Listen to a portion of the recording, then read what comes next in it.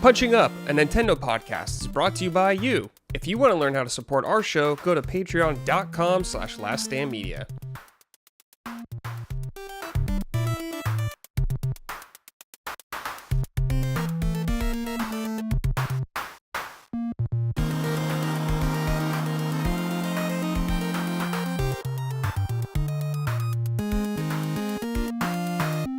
Hello, everyone. Welcome to episode 126 of Punching Up, Last Stand Media's weekly Nintendo podcast. I'm your host, as always, Brad Ellison. Joining me, I have my two fantastic co-hosts.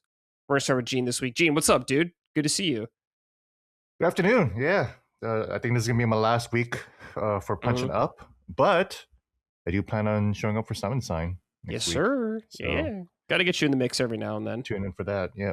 Yeah. What's your shirt? You got Spartans? Oh, yeah, there? I got Halo. Halo shirt? Yeah. Master This is an Chief. old school Halo shirt. I have no idea where I got it. I probably got it at like Kmart or like Walmart or something. Yeah. Big right. Kmart energy on that. Yeah, huge Kmart energy. But it's sick though. It looks great, right? It's Yeah, got shout out, Chief. 2 shotguns and everything like that. And I'll talk about Halo Campaign Evolved later on, which I wish it would come out for the Switch too. It'd be nice. Yeah. I don't see why not. They should put it on Switch too. Yeah. I also played through that, so we'll talk about it. Oh, dope. Nice. Micah, what's up? Good to see you. How are you? Hello. I'm Wait, well, hold on thanks. a second. Hold on. Dragon Ball earrings? Can I see that? Is that correct? Oh, Ooh. these are oranges. Okay, actually. I can't tell. They're orange slices. That's great as well. I like that. Who doesn't like oranges? And pro tip, shopping for oranges, they should smell like pine. That's how you get a good orange when you're shopping at the store. You want it to have a light kind of pine scent. But we have a special guest today. Oh, I received a birthday package from my best friend, Kirsten, and in it was Cone Mouth Kirby figurine. Dope. And here he is. Wow. He's kind of cursed. I love it. That's disgusting.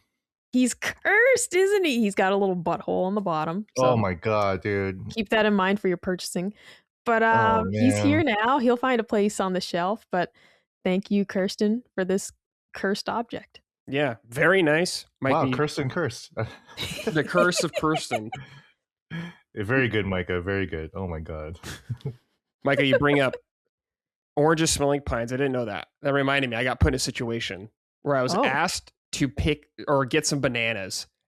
And I don't like bananas. You're not a banana fan. I'm not a at all. banana expert. Really? I was like, What's wrong with bananas? I just don't like them. I've never liked them, even when I was a baby, apparently. Gene, it pisses me off. I wish I liked bananas so I could do some Donkey Kong shit. Right. But it just, I don't know, man. I was cursed by God or something like that. A cruel joke. Some Greek tragedy right there. That's Not tough. allowed to like bananas. Yeah. And I've tried, dude, throughout my life because they're so damn convenient and they're good for you. Great source of potassium It's like and all the that stuff. perfect pre-workout snack. Like, yeah. Good for your bones and everything. Yeah. Right? I'm cursed. So I have to take vitamins instead to make sure I get all that kind of stuff. Alas. But I was like, man, how do I tell what's a good banana? So I had to like look it up and everything like that. You don't want it too green. You don't want it too bruised and all this shit. But luckily, it came out okay. Seal of approval when I got them. I was like, oh, thank God, dude. Excellent. Because, bananas are extremely subjective. We have a group chat with me and my old coworkers. It's called Esteemed Bastards. That's besides the point. But we had sent in there one time, like the chart of banana ripeness. And we were all over the place in terms of what we each thought was the perfect banana. But it's one of those things of like, well, if it's not ripe enough, it'll be there tomorrow. You can't go super wrong with it, but like my old boss one time was walking around with like a really ripe banana and like a lead of a different department was like, that banana's got too many freckles on it. And my boss was like, who made you the arbiter of my banana? And like, it was this whole thing. And then it kicked off this whole discussion about banana ripeness and we were all over the place in the office too. So I like fully yellow, no green. I don't want any green. From fully yellow to freckled is fine. Past that point, it's turned into banana bread. What's the shelf life of those? Oh, I mean, bananas are usually, they can be fine like up to a week on the counters when they start getting like really freckled. And that's when I'll slice them and freeze them for protein shakes, or like It can be banana bread. You can freeze them for banana bread to make later. Just thaw them out first. It's actually even better that way. That's a pro tip from Holly that I learned. So, Okay. Really bananas, as long as you can like use them for something else, you can't let them get too ripe. Just throw them in the freezer. It'd be a fun gimmick in the future where I have to eat a banana on the show. We'll see how it goes. Oh, dude, that should be one of like some sort of betting thing when you guys do like your next event or whatever. It's Gamescom, and you got to bet, and Brad has to eat a banana. I still need to score their last one. I've been waiting because Dustin's been gone. But they're gonna have to be VTubers, 2 of them, and I get to pick their avatars. So can one of them be that wolf guy from Star Fox? No, I don't want it to be something that people would actually like sick fucks like you. You damn furries. Just a suggestion. Yeah. I don't know. Maybe if it's Colin, he could be Star Wolf or something like that. But we'd have to use the Nintendo cam for him and do like the actual in-game one. That'd be the best way to do it. Well, anyways, hey, if you want to support us, go to patreon.com/laststandmedia. You can get early ad-free access to all of our shows. If you also want to support Gene here, Wall Street Journal. Hit him up over there. Washington Post. I get him confused. The W's. Washington Post, and he also works at the Wall Street Journal. Just kidding, he doesn't. But Washington Post, you're on. It's really funny because I was actually doing an interview with somebody here in DC who is like part of a nonprofit, and he was like bitching to me about the Wall Street Journal the whole time. And I was like, yeah, I know, man. Like, yeah, for real. I hate them, right? And he was like, yeah, you get it. You're cool. And he was like, well, I didn't expect anyone from the Wall Street Journal to be so cool. I was like, I don't work for them. You thought I was talking shit about my own work, my workplace. No. I just hate the Wall Street Journal in general. That's really funny, dude. Actually, I don't hate them at all. They're fine. But is there a rivalry between all these outlets? There was between the New York Times and the Washington Post, but now they've absolutely fucking left us in the dust. There's still a rivalry in terms of like journalism, in terms of coverage. We scoop a lot of them definitely in terms of politics. But the New York Times just literally has just so many resources that they can just for sure. And we are not. But yeah, we're competitive with Wall Street Journal and the New York Times mostly. Cool. We compete with CNN too. Which I've been hanging out at more and more these days. Yeah. So. Were you on it recently? I know you were on it for the physical games thing. For physical games, and I was on again to talk about the Odyssey. Oh, okay. Interesting. Yeah. They had you talk about it. Did they? I mean, I guess they had movie people probably too that talked about it, but that's nice. Exactly, yeah. But I mean, that just goes to show how much I'm like how serious I am about like not covering games anymore. Yeah, I'm on CNN to talk about movies. Anything. Now. We're talking about video games for please. Anything with video games, yeah, please, dude. Please. What was the last story you wrote? I actually my last story I wrote was just yesterday, and is actually like probably the most read story in a long time. It was actually the second most read story on our site yesterday. It's about the Gen Alpha melody. Really? Talk to me.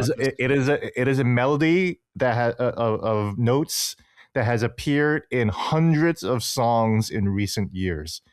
Every song sounds exactly the same as this song, and it's the same song repeated across Ava Max to Charlie XCX to One Direction to punk bands to indie bands to the Strokes, really, to Bruno Mars, to Indian artists, to Russian artists, to Italian artists, like all over the world. Everybody is just writing the same song over and over again. Like the same chord progression and everything? It's not even a chord progression. It's the same melody over and over again. Well, chord progressions are very common, right? Of course. Yeah. Not the same chord progression. It's the same melody, line. The song sounds exactly the same every single time. It's hilarious. How did this happen? This is so crazy. How are these people not suing each other? Well, that's why. So there's this YouTube video called the Gen Alpha Melody, and I actually interviewed the guy who kind of like quote unquote discovered it. But he was like, because he wrote a song in 2019, and he was like, dude, this is like the best song ever, man. Like he was like 19 years old at the time, and he was like, dude, this is the best song ever. Like the people are gonna come knocking, the record deals are gonna come on, like this is my masterpiece, and no one signed him up. In fact, his SoundCloud only has like 40 listens on his song. So that's tough. And then like he started listening to the radio and he was like, wait, that's my song. And he started listening to other songs. He said, wait, that's my song. What the And it's hell? like, turns out like he was also copying the same song. Like he just didn't know. Yeah. He just really, you as soon as you hear it, you'll know exactly what it sounds like. I gotta investigate this. This is crazy. I didn't hear about this. Yeah. But he's like, there is one artist probably out there who wrote this original melody, and they're probably owed like millions and millions of money. And who is it? And he actually answers that, and it's a. I don't want to spoil the ending for that. Okay. But it is both a surprising and not surprising answer at all. Very fun. Okay. Interesting. Huh. But yeah, but that went gangbusters, and I knew people would love it. I was like, just fucking put Gen Alpha there, and people are gonna go crazy because people are still obsessed with Gen Z, and it's like, what do you mean Gen Alpha? I was like, yeah, no, Gen Alpha's here already, baby. Yeah. Do you know like this, like the breakdown of like the age gap for people who are readers of Washington Post? They're mostly old. Mostly old. So, Okay. yeah. Interesting. They are mostly old and rich. Yeah. So Interesting. That is an issue. So that's again, that's why it's like when I cover other stuff, then people will resonate with it. Yeah. But with games, it's like, well, I mean, that's the issue. The games I bring in a new audience, right? Yeah. Definitely. And that's the argument I've always had. It's like, let me cover some games too, and I'll still cover some games. My next story is going to be a weird one, but it is definitely about video games, but not only about video games. Okay. Just part of it. Cool. Yeah, just part of it. Well, glad to see you still pumping out those stories, baby.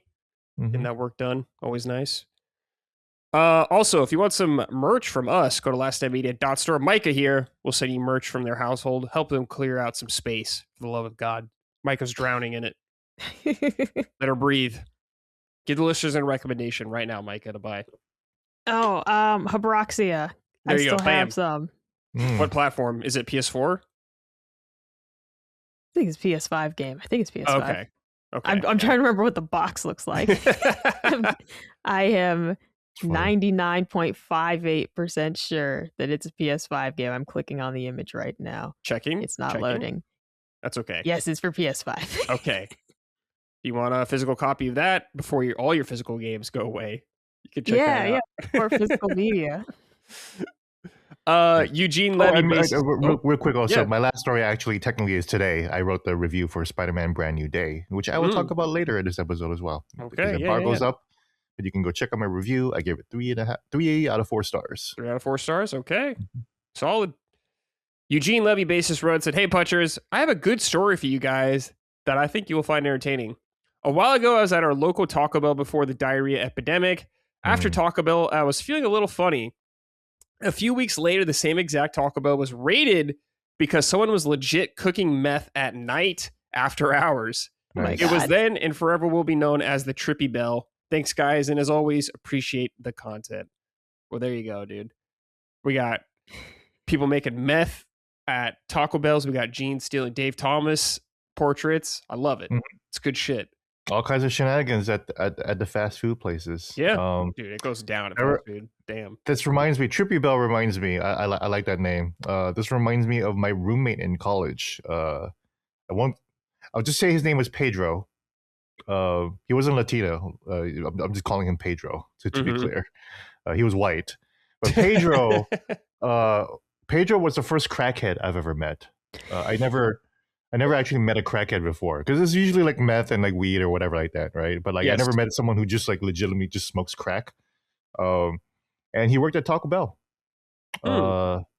This was in college, and he was my roommate. And the dude, like we hated him because not only was he a crackhead, but he was really dirty as shit. And the worst thing he ever did was. Dude, I'll never forget, man. I woke up one morning and I opened the shower curtain, and there was this big old turd right in the bathtub. Ew! Oh! And I was like, "What the fuck?" And I called my roommate over. I was like, "Yo, is this you?" And he was like, "No, what the fuck? I just woke up." And I was like, "Oh, it's fucking Pedro, man. Holy shit, dude." I was like, "Oh yeah, his shift. He's got the early morning shift at Taco Bell." Like, fuck. So it's like, man. So like we have to shower, so we clean his shit up like we're like he's a fucking dog, right? we literally, I swear to God, man, I remember like getting like a scooper and like scooping it out of the tub and like Oh, just like getting a bucket and just like splashing it, just not even using the shower head, because that's just not enough to make the whole thing run. You know, like you need a forceful power of water in there and soap, and we clean that shit out because we needed to fucking shower too, man. yeah, right? of course. So it's like, what the fuck, dude? So when he got off his shift, we just locked the door on him because he also forgot his keys because he's a fucking crackhead. Yeah. So like when we went into his room, like we saw like oh, he just left his keys here. I was like, okay, well we're fucking locking him out there. We're gonna make him sleep outside. Yeah. And he went crazy. He just started kicking our door and everything like that. And I'm like, we were just like, you're a fucking crackhead. Stop shitting in the shower. Yeah, man.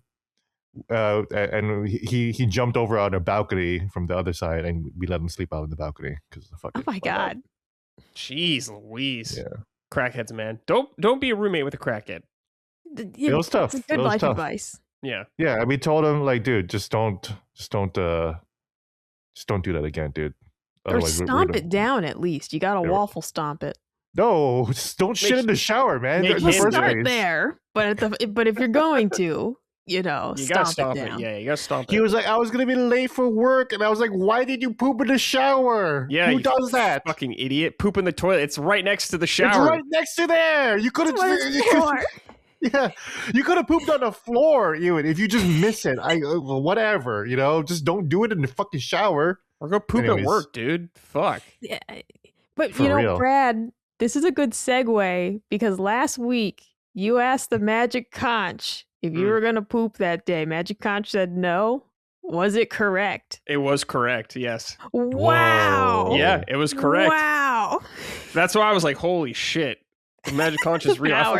I forgot what your guys' things were, but they were both a negative or something. Mine was if Taco Night was going to be good. And Taco Night was banging, so Magic Conch was wrong on that. Our Taco Night was great. Okay. Well, we still got time this week to figure something out. We can get a curse going for you. Ah! Knocked over my drink. Holy shit. What the show is that? It's cursed already. Yeah. The Conch is mad, dude. Very upset Conch.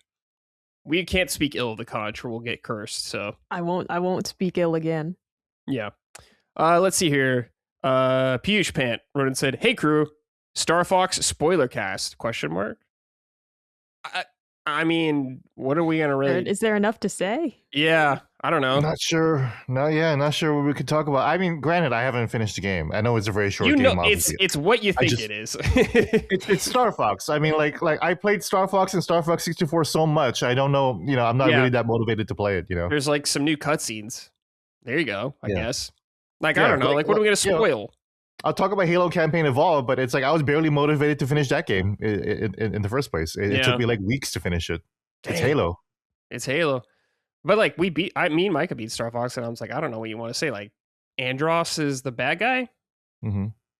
Well, that's the thing. Is like, I don't know if it's a game I could talk about more than a 20-minute segment. Because it's like once you talk about the mechanics and how it feels. That's the game. There isn't like a huge story to go into. I'm also not. I'm flat out. I'm not good enough to unlock the bonus stages, so I can't get into like the nitty gritty of all that. I was watching your stream when you did that, and I was like, "Bro, I'm never gonna unlock any of these. I can't do it. I suck at it. I finished the game. I did finish it, but I'm fucking ass." So I'm like, I'm never going to unlock this underwater shit. I'm not going to get any of these. I'm just not good enough. So it's like a full spoiler cast. We got to get someone who can unlock all the stages with Brad here. I mean, yeah, we could do it, but it's like, I don't know. There's not a whole lot to say, I guess. I guess I could be like, hey, stage by stage, full breakdown, but I don't know. Seems kind of boring. Don't worry, guys. When Zelda Ocarina of Time comes out, I'm not going to shut the fuck up about it. So I'll be very annoying about that. Yeah, there's a difference. Well, I mean, Ocarina of Time remake is different though because it's like it's just been like decades. Yeah, there's more of a story there, I guess, and way more a lot more, and there'll be so much to discuss with what they change or don't change, like type deal. Yeah, we're only talking about the most important video game ever made, possibly. Possibly, yeah. Like in the running for top 5, definitely. Besides Doom. Yeah, don't worry, we'll get a lot of spoiler talk around there. Hopefully, I'll be pleased with the game because I'm going to be annoying regardless. Oh, I'm almost hoping not. I'm hoping we get like a come Dark on. Bradley arc. I don't mean it like maliciously, but it would just be really funny to kind of have like Dark Bradley show up and he's upset about Ocarina of Time. Like that's all I don't I'm want saying. that, man. Don't do this to me. Well, it would be funny. It'd be good content. All right, let's ask the conch. Magic Conch, will I be very pleased with the Ocarina of Time remake this year? Let's see what it says. No. It said no. You cursed it. You did that. You did this. You've invited this upon our house. Man. No. Now I'm preparing for the worst. You should be. You always should be. You know, that's just a default. Dude. You always should be. I mean, they got to really fuck it up for me to be mad. Like, really mad. They got to do something crazy. I don't know. Maybe they will, though. Like, what if Zelda is like really ugly? You know, what if they do something like that? Yeah. They're just like, fuck them. They gave him the Sony chin. Yeah. I don't know, dude. I'm in trouble. Yeah, we could be in trouble like that. Oh, yeah, the Sony DI chin. And like her breasts are like concave, you know, like they do like a reverse boob. Yeah. All right. Speaking of Zelda, guys, we saw last week, Hasbro showed some new Zelda figures they're putting out. They're all Tears of the Kingdom versions. What do you guys think of these? They're kind of, I mean, I guess they're kind of expensive, but Link and Zelda are $28. Ganon is a big $43, dude. You got to pay up for that big chest, I guess. Mike, are you buying Ganon? I'm not. I don't collect articulated figures. Like everything you'll see behind me, these are just like, you know, fixed pose figurines. I don't buy articulated figures typically. I have a couple. Like I have a Joker from Persona 5 figure, you know, that's movable. But my favorite figures are not the jointy ones.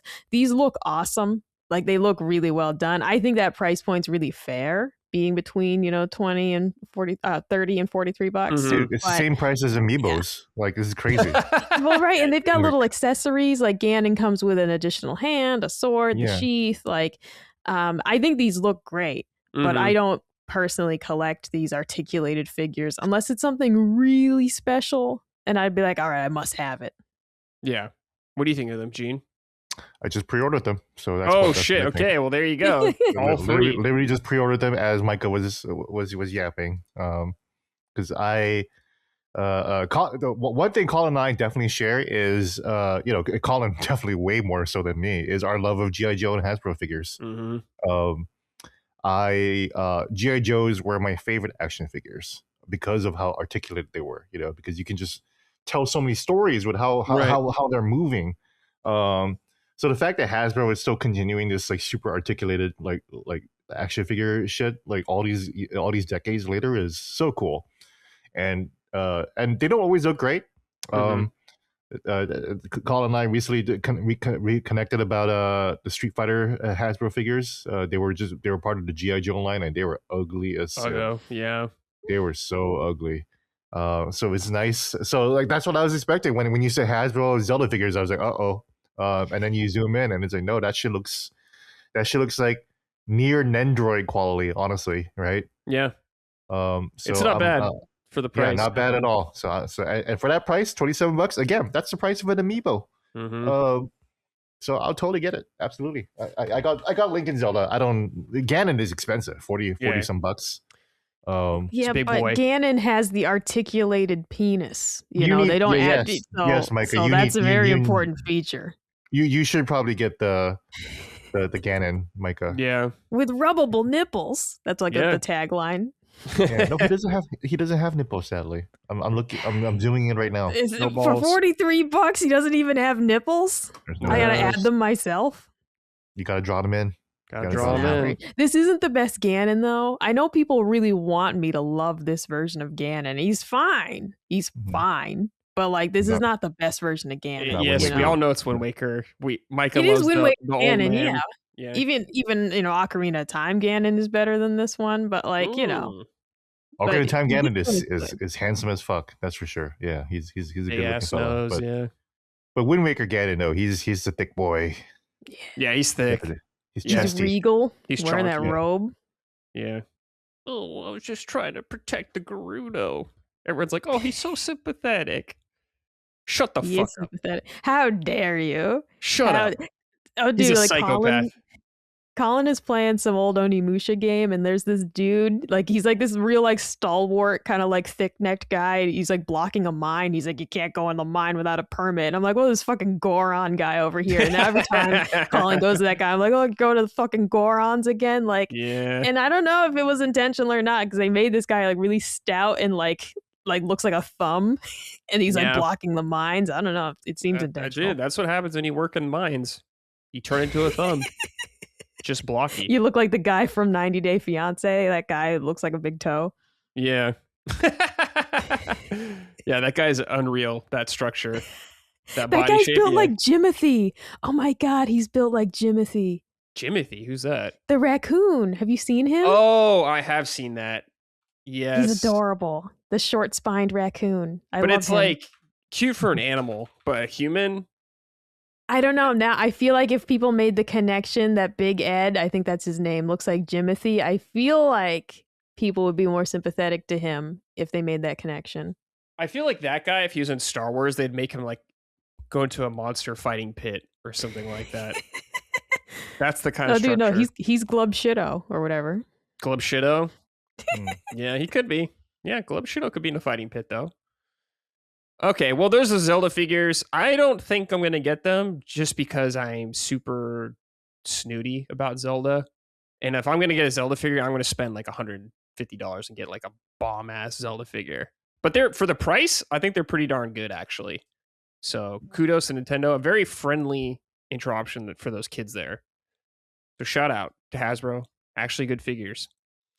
Also, guys, there's a new Donkey Kong Lego set. This has been out. They announced this a little bit ago, but we never like looked at it really on the show. But this looks pretty cool.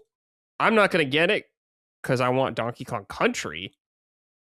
But this is a pretty cool Lego set. What do you think of this, Gene? Let me see. That's dope. Wow. Okay. Hold on. I got a goddamn pop up for shit. Oh yeah, for Lego. Yeah. That looks incredible. How much is this crap? $200. Oh, $200. Of course, it's $200. Oh my god. Pretty expensive. Oh my god. It's super cool. I wonder how I want to see like the scale of it with a human. That's what I need to see. Right, yeah. A little video. The video at the bottom shows the guy playing it. Okay. Okay, yeah. Wait, I don't see a video at the bottom. If you scroll down on the sidebar, like the second to last image. Oh, there you go. Okay. Oh, he's making it. Oh yeah, that's pretty big. That's like big enough to be a nice little piece or whatever in your space. It's cool. Tiny, but yeah, you're right though. Like it's nice. It's a reasonable space, so it doesn't just take up. It's just not like a fucking, it's like in your whatever. Yeah, it's like you can display it and people can see it clearly, but it's not like some big old bitch taking up. It's not like the Barad-dûr Tower from Lego. Yeah. Oh yeah. Like oh my god, it's the Sauron Tower. Oh, dude, yeah, Lego Rivendell. Yeah, that massive beast. Probably the best Lego set though ever, or one. It's so funny that you mentioned that because I literally just watched Lord of the Rings recently. All three? Hell yeah! Not all three because that's too long. But I did watch the longest one, Return of Decay. Okay. Because it's the one that I've rewatched the least, and I feel like it was the one that I liked the least, and I think that's still the case. But rewatching it, I was like, "Damn, this movie was fucking good, though, man! Yeah. Holy shit, yeah, it's great, man. like even though it's not like my favorite of the three, like it's just like that's just like the worst of like three legendary movies, honestly. Yeah, like, it's so, exactly. Yeah, like what they filmed there, what they achieved there, like all the scenes there. Like I really do. Like I think the only reason why I walked away not liking it as much is because I felt like the ending was like a little too long, right? It's a long ending. But everything about it, and also I love the long ending, especially now that I'm like not in the theater and it's like old now. It's like, oh, I totally love it. So yeah, it's I was fucking crying, dude. Like it was like, dude, you bow to no one. Yeah, chills every time. Oh my god, dude, fucking like I'm just like waiting. I was like, say the line, Aragorn, say the line. He says it. I'm like, oh, full body chills. Just feels just as good as the first time. Yeah, it's unreal, man. I didn't even Unreal. tell you guys, we are invited to a like Lord of the Rings themed wedding later this Oh. year. And I'm dressed, and costumes encouraged is what they wrote on the invitation. So I'm dressing up. I'm going full Ren Fair for this. I can't wait. Okay. What are you gonna dress up Very as? excited. Oh no, I mean I'm just gonna be like like a Ren Fair lady. I bought like a dress, Okay. like the puffy white under thing and like Mhm. the thing you wear on top, Okay. like a medieval woman. I got little you gonna- shoes to go Is with it. Colin gonna dress up? No. So he's gonna be in a suit and I'm gonna be dressed like a fucking medieval Boo. bread seller. Dude, this is like your just opportunity. be the Hobbit, man. Dude, it's your opportunity to wear a suit of armor. What's he doing? This is I it. can't convince him. I can't convince him, but I'm gonna do it. I'm excited. So Yeah, he's got to show up as Colonier. Colonier? Yeah. Boo. Moriarty, or just Moriarty. That sounds like a fucking Moriarty. Lord of the Rings name already. it's Yeah, you good could be enough. Yeah. Little Hobbit. Yeah. Yeah, Oh. that'd be funny. The Oh Moriarty. no, dude. I'm so excited about this. So stay Damn. tuned for that, gentle Stay tuned. listeners, because You watched Lord of the Rings, of course, right, Micah? Oh You yes. watched it. No, I like it very much. I'm a big Yes. fan. Yes, movies that Micah and I can finally dig on. But yes, that they're. Lord of the Rings, dude, brings But- everyone together. But hey, man, yeah, Lord of the Rings, it's like perfect, man. Like, dude, we were so lucky growing up when those Yeah. movies fucking came out, dude. Yeah. Like, can you believe it? Like, Yeah. when I was watching Return of the King, I was like, dude, I'm so glad to be alive at the same time this fucking movie came out in the theaters, dude. Yeah, was it incredible. was so exciting at that time. Is that like the last great trilogy? I think so. I can't Well, think you off the top can't of my say head. that because Transformers starring Shia LaBeouf came Mm. out after that, and I love that Oh my- trilogy. So. I think oh my god, people would Did you- probably have you seen- say the Batman movies, probably, I guess. People would say that. Yeah. I've never seen the first one though. Yeah, Batman Begins and Dark Knight and Dark Knight. But the problem is Dark Knight Rises is like, you know. Yeah, like, sure. How yeah. dare you? How dare you? We have Bane in that one. Yeah. Bane is not the I'm problem. Bane! Bane is the whole good part of the movie. Absolutely. Why does he talk Bane like is- that, though? I just don't get it. But dude, you know the whole thing that it was worse before, where like you didn't know what he was saying. Yeah. and that was like the improvement. That would be even funnier, yeah. We Yeah. we got a really funny comment because last week we talked about Fantastic Four, and I said that I saw the one that had the guy that looked like Michael Chiklis. And then we got a really funny comment on YouTube where that they were like, the guy that looks like Michael Chiklis was in fact Michael Chiklis. That's awesome. I In don't my remember head, he was way too old to be in it, but I forget how long ago that movie was. I'm like, oh, my bad. Yeah, Mm. Michael Chiklis is like now 50, but Yeah. at that time he was not. Yeah. Oh yeah, that's him. Yeah. My bad, Michael Chiklis. Sorry, Michael. Shout But out. before we moved on, because you brought up Shia LaBeouf, Yeah, I Micah, loved him. Have you guys heard about that woman who is literally schizophrenic who's been stalking Shia for the past like No? several like year or so, like Damn. several No. months? It was a really bad rabbit hole, but there's this woman on Instagram who suddenly decided to become Muslim and believes that she is married to Shia LaBeouf, but is calling, but not necessarily married to the actor Shia LaBeouf, but someone named Shia LaBeouf, and she believes that the real Shia LaBeouf is some kind of imposter that has like taken over his body or something. And she is manic. She's schizophrenic. She's mentally unwell. Right. Like it's not funny until you see how bad it got, and it's a little entertaining, but it's really sad. But it's like she got arrested because she found Shia LaBeouf. Oh Like, my god. she found him, and she was like just parked outside somewhere, and Shia just went up to her car and was like please leave us alone. You're scaring my people. You're scaring my dad, okay? God bless you. Leave us alone, okay? And then he walks away, and then the cops arrested her, which is sad because she needs help. Yeah. But then I saw a bunch of people say, oh, you don't like it when people are scary, huh? you don't like it, Shia, when people are loud and scary at you, isn't it? Right? Isn't that Yeah. crazy? Yeah. When they're scary and crazy, right? Yeah. Shia LaBeouf, But- man. Yeah. Yeah, but her Instagram is still up, and she's got like hundreds of videos where she's just addressing Shia like directly and just talking about just complete nonsense. Holy shit. Oh, jeez. I mean, yeah, I'm an OG Shia LaBeouf fan back with like Even Stevens and Holes and of course Transformers. I mean, I can't tell you how important those movies were to me. Dude, the when first they came out. Transformers is legitimately a good movie. Like, I think it's a It was classic. amazing. So Yeah. just the excitement, like you have to understand me. I think I was like a high school freshman and I was just like fucking ape shit over these movies. Okay. It was like peak nerd Micah. Well, I never exited that, but like I was even more enthusiastic back then. No, I thought the first movie was like, dude, rewatch the first movie now. It holds up. It's still great. It's good. great writing. Even later ones are pretty good too. Like I never had beef with Michael Bay. I always thought Michael Bay is an auteur. You know, it was perfect for him. People are like, he's just explosions. They're car robots, dog. That's exactly what you want. And the sound design in those movies. There is nothing better than the sounds of them transforming from like car to robot. Like the sound design in those movies is fucking incredible. I get goosebumps every time. Yeah. And also a fun fact, one of my ex-girlfriends worked on the special effects for those movies too. Really? Yeah, she did the 3D. She did a great job. She did the 3D transforming. She was part of that team. Wow. So I had to watch all those movies, and I was like, "Good job, babe." But I loved them though. You know, they were great. What's Michael Bay up to, dude? Is he still doing stuff? Right. Yeah. I'm sure he's doing something. Yeah. He sees IMDb. What's Michael Bay up to? Yeah. Look at how cool he looks. He looks like such a Chad.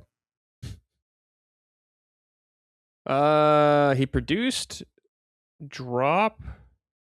Producer. I don't know if he's directing anything anymore. He's producing a lot of stuff. On a film developed based on Outrun, the game. Interesting. With Sydney Sweeney on board to produce, and then he's also working on a new Transformers film, which is great. Awesome. Okay. Cool. Yeah. He's doing a lot of producing recently, so that's what he's up to now. Not so much directing, I guess. Yeah. All right. Oh, that's right. He did Ambulance with Jake Gyllenhaal. I really wanted to watch that, but I didn't. I should watch it. Yeah, I've never seen it. Yeah.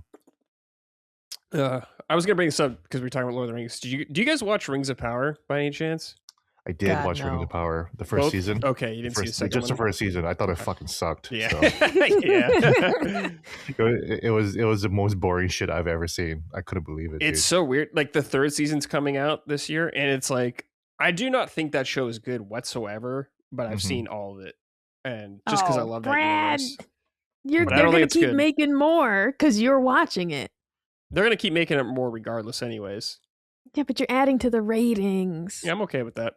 I mean, I'm like slightly interested in season 3 only because it's like Sauron like in like full form. I guess it's not a good show. It's not good. Yeah, but it's like how do you make Sauron boring? That's crazy, you know? Yeah, we'll see. It's Sauron. Yeah, his name is Sauron, for fuck's sake, you know? Yeah. It's like getting Dr. Doom and making him boring. Like, how'd you do that? Yeah. I sent you guys a link to the outfit I'm wearing to this wedding, and that's as good as the costumes look in Rings of Power. They look just about as good as my $35 Amazon costume. Yeah. True, that looks good. That's nice. I'm so excited. Alan's gonna look so stupid next to you. I mean, I'm gonna be the biggest idiot if nobody else dresses up because the invitation says costumes encouraged. But what if I'm the only one who takes the bait? I think so. That's why I was like, I gotta go with something semi-normal. I think some because I was like, I could go really into it, but what if I'm the only one in costume? If it really is a Lord of the Rings wedding, then at least the bridesmaids and everyone, like the wedding party will be dressed up for sure. Because I actually officiated a Daft Punk wedding. Like I literally married my friend, and it was a whole Daft Punk wedding, and everyone had the fucking laser swords and everything like that. And I was like dressed up like with my Daft Punk helmet and everything like that. And I said, do you take your? Because I'm a priest actually too. What? I was indoctrinated as a priest who can marry. I can't do circumcisions though. That's out of my. That is out of my purview. House, but that seems okay. That seems all right. I was like, you can't do circumcisions though. I was like, I'm good on that. I think I just want to marry people. So. Okay. Yeah, I don't know if I want Gene circumcising any kids. I gotta trust that. My hands are shaking and shit. Like, I gotta trust that, dude. Fuck, I need a cigarette. Yeah, exactly. Yeah. Relapsing while he's trying to fucking do that. Yeah. I know. I was like, oh my god, it's been 8 years since I have a fucking cigarette. I need this shit. All right. Next story really quick. Pokemon Company, dude, with TCG cards. They're cracking down on scalping. This is from Polygon. The Pokemon Company says it will use facial recognition to sell cards. Let me see. Earlier this year, the Pokemon Company began requiring customers in Japan to provide government-issued ID before purchasing trading cards at official outlets. The system has not yet left Japan's shores, but it does not appear to be a temporary experiment. Basically, if you know anything about Pokemon cards, they're all fucking degenerates that love Pokemon cards. It's all 35-year-old balding men that are into Pokemon. When little kids are just trying to get it, these fucking guys come in with like 5 shopping carts, just scoop everything in. Like you can find videos everywhere of people fighting at Costco for this fucking shit. It's ridiculous. But Pokemon Company in Japan is cracking down on that stuff to try to stop that. And I'm all for that. Because you fucking animals can't keep yourselves in check. If you're going to act like an animal, treat you like an animal. That's what I'm saying with Pokemon. We just need like some cattle prod maybe for them. Some tasers. They're getting a little too crazy. I'm all for that. But Micah, what do you think about this in Japan? Them requiring facial recognition. If it works, good. It's one of those things that it's like, I don't know, when people are like maliciously making buying Pokemon cards an unpleasant experience, you know, it's a blood sport. Exactly. It just shouldn't be this difficult to walk into a store and buy a pack of cards when you're just an enthusiast, you know, and you're competing with these people, whether they're scalping them and whatever. It's just like, I don't hate this, that if a store is going to be like, we're just going to scan your face and be like, hey, you were here 2 days ago and the limit was 3 packs and you already got your 3 packs. If this is what needs to be done, so be it, you know. I don't know, man. For it to have gotten to this point, yeah, it's just sad. Shows how it's like, well, how valuable these things are and how awful people are behaving around them. Yeah. 5 stores in Japan. They said the company states that the facial recognition is meant to ensure customers cannot revisit stores or make additional purchases. If the system determines the customer is trying to bend the rules, entry will be denied to the person based on the system's judgment. Well, you know, if that happened here, people would be rioting even more in the streets. So it's a bloodbath. Maybe in Japan they can get away with this, but if it happened here, I think it'd be a little more extreme probably. Yeah, I mean, people are up in arms. It's like, how dare Target put a security guard in the electronics section to keep an eye on us? Yeah. And it's like, I mean, that's just we've gotten business. To the point where, you know, you go to like a fucking CVS, they're locking up shampoo and shit. Yeah. This is where we're at now. So Pokemon's going to get even tighter security. Soon they're going to be putting Pokemon cards in like those armored cars. Like when a bank drops off money. Yeah. We're getting to that point, dude. They're going to have like top tier cards in there. Gene, any thoughts on this going here? I think it's a little insane that it's gotten this far. That we need surveillance to buy cards of Pokemon, not just Pokemon cards about Pokemon. Yeah. I feel like we've lost the plot here somewhere. We sure have, my friend. Yeah. We sure have. This is not the future we want. Pokemon cards are interesting because they've kind of just been popular, I feel like, forever. They've always like, of course, there's been like, you know, ups and downs a little bit, but it's always been relevant to an extent, I would say, since they've came out here. Mm-hmm. I mean, I'm like thinking about like fads that come and go, like Labubus. Do people still get Labubus or is that out already? I don't know, man. That's a good question. I haven't spoken to a 20-something-year-old in a while. So. No, that's a great example, Brad, just because it is like, ever since I was a kid, Pokemon have existed and been popular. It definitely kind of ebbs and flows with like Pokemon Go reinvigorating a whole new like people like getting back into it, right? Who hadn't played, like people my age who were like, I haven't played Pokemon in years, and like now they're finding all the little Pokemons around town, right? And then it's like just now to this level of Pokemon bros causing fights and engaging in violent, you know, Yakuza style fights over the cards. It's fucking crazy, but it is just like this enduring franchise and it's just still so popular. Yeah. Just looked it up. Labubu still seems to be a trend. There's a Cosmopolitan story just last week talking about the Lububufication. The Lububufication of beauty is here. Oh, Beauty brands God. are What's that taking even mean? praise from Lububu by making products feel like personalized accessories and status symbols. So yeah, Interesting. Lububus are Cosmopolitan, still out. man, shout out. They used to be a really fun magazine. I don't think they have a print version anymore. I know. I But used to read Cosmo too a lot. you know, Um, I'm just gonna say, as a young woman starting out in the world, they had a lot of good advice, a lot of horrible advice. Let me say flat out, the advice to play his dick like a piano, not good. Not good advice, What? Cosmopolitan. Not good advice, Cosmopolitan. That love one how did not work. I But love how I love how I also remember that advice. we never And got to I'm do just it. yelling at the girls, play it like a piano, bitch! Come on! We Why never aren't you got to doing do it? this topic. I had it written down in my notes that for Constellation, it would have been really funny to go to some old Cosmopolitan like advice articles and like rank the sex advice because some of them were just awful. But we Yeah. never Or got to just do that topic before the show got canceled. oh man, see that's why like people always bitch about like me coming with like talking about random stories and shit like that. It's why Constellation was my fucking favorite show on this network. Man. You know? There's no space to discuss bad Cosmopolitan sex advice. But you know what? We're Yeah. making space for it here. I mean, when I see like shit like that from Cosmopolitan stuff like magazines like that, I'm like, it's a bunch of fucking old fat white bitches giving you sex advice. It's like, But I You don't know was dick. a 19-year-old who had no idea what was going on, and I Yeah. needed the advice. You know, Yeah. so like, pro tip, everyone out there: if your girlfriend ever tried anything really weird, and you're like, "What the hell was that?" It was probably Cosmopolitan Probably from advice. Cosmo, yeah. Well, I mean that's the thing. Like people always ask me how I learned to talk to women. It's like because I read Cosmo a lot. I read Vogue a lot.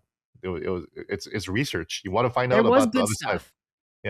Yeah. There's a lot of good stuff in there too. So what were we Anyways. talking about before? I forgot. I have no fucking idea. Labubu's is how we got here. Labubu's, Pokemon Oh, cards. yeah. That's right. Yeah. Okay. There was a breaking news while we've been talking too. Double Fine just laid off. That's a story. We're going to talk about that. I got it written sorry. down. We Never got it mind. written down, baby. Don't worry. We'll get there. Yeah, we'll get there. But I was trying to think, is there any like what's like the new trend going on now? Labubus like are still kind of going, but you know, it's died down a lot. Is there anything new going? Trends, eh? I get a lot of ads for protein chips that are Well, that's 'cause you're allegedly looking at- terrible. I'm trying to see like what's the They newest put protein trend, in dude? everything now. It's great. Yeah, I'm just seeing Labubu stuff. So maybe there isn't something that's taken over that quite yet. You think they're gonna bring back the Poochie, the robot dog? You think they'll bring those back? Poochie. I was thinking of Poochie from The Simpsons when you said that. Do you remember that? He was the mascot, that Homer voice that was with Itchy and Scratchy. I think this is scratching something. Yes. Yeah. Oh, there's a New York Times article about kids and adults are obsessed with squishy toys, and I can't read it though. Oh, those squishy things! They keep putting them in the microwave and they're getting burned. That's a new What? thing that's happening. They're squish cubes. There's this. I actually kind of want one, but I'm not gonna buy it. They're these squishy cubes. It looks like a block of ice, and apparently people start putting them in the microwave. I don't know, and then they get like severe burns. What? So the that kept happening. fuck, dude? But I think it's called Needo, like Needo. I want one of these so bad. Yeah, Needoh. They look En- incredible in terms of like Needo. the squish factor. Oh yeah. But don't It's like- microwave it. I'm like seeing these other squish toys. It's like butter, like sticks of butter that are squishy. That's actually squish toys. I have been like a pretty big trend still. Like, fidget spinners came and went, but squish Yes. toys are remaining. And actually, there are like stores they'll get like a case of them and they'll be like, we got new squish toys. They'll sell them out in a weekend. Like, wow, it's Damn. pretty nuts. that's crazy, man. I'm toys are a insane. fan of the squish toys. I don't have them over here. Oh damn! I have one that's shaped like a fried egg, but it's over at my desk. I can see it, but I don't have it. Interesting. Gene, you remember? You're old enough like me to remember Tickle Me Elmo Of course. when that shit Come on, just are you kidding me? popped off, dude. Jesus, man. That was legitimately felt like a phenomenon. Yeah, it was I couldn't insane. believe it. Yeah.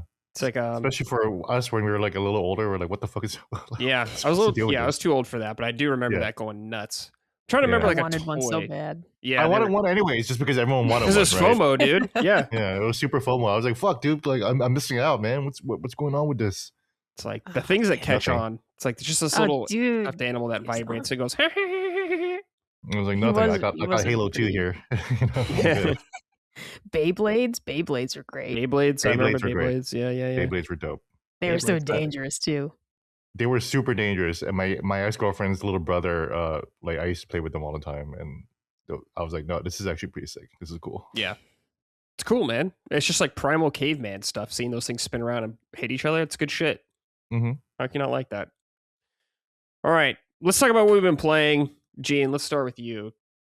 What's been going on? Yeah, well, I will start with since you play Halo, I Mhm. can segue into there, but I will start with having watched Spider-Man Brand New Day, the new movie directed by Destin Daniel Cretton, who directed Shang-Chi, which is one of the better Marvel movies. You know, shitty third act, but that's every Marvel movie, right? It's hard not to do that. Fuck, even Dark Knight has like a third act. It's like not as good as the rest of the movie. So there's that. But Spider-Man Brand New Day, it is good. It Good? true to his directorial chops, at least with Shang-Chi, this is some of the coolest action I've ever seen in MCU. You know, I won't talk spoilers, and there's a lot of spoilers out there. So if you really don't want to be spoiled with Brand New Day, I highly recommend you just completely log off, go touch grass or whatever like that, because it's going to be impossible to avoid spoilers for this movie.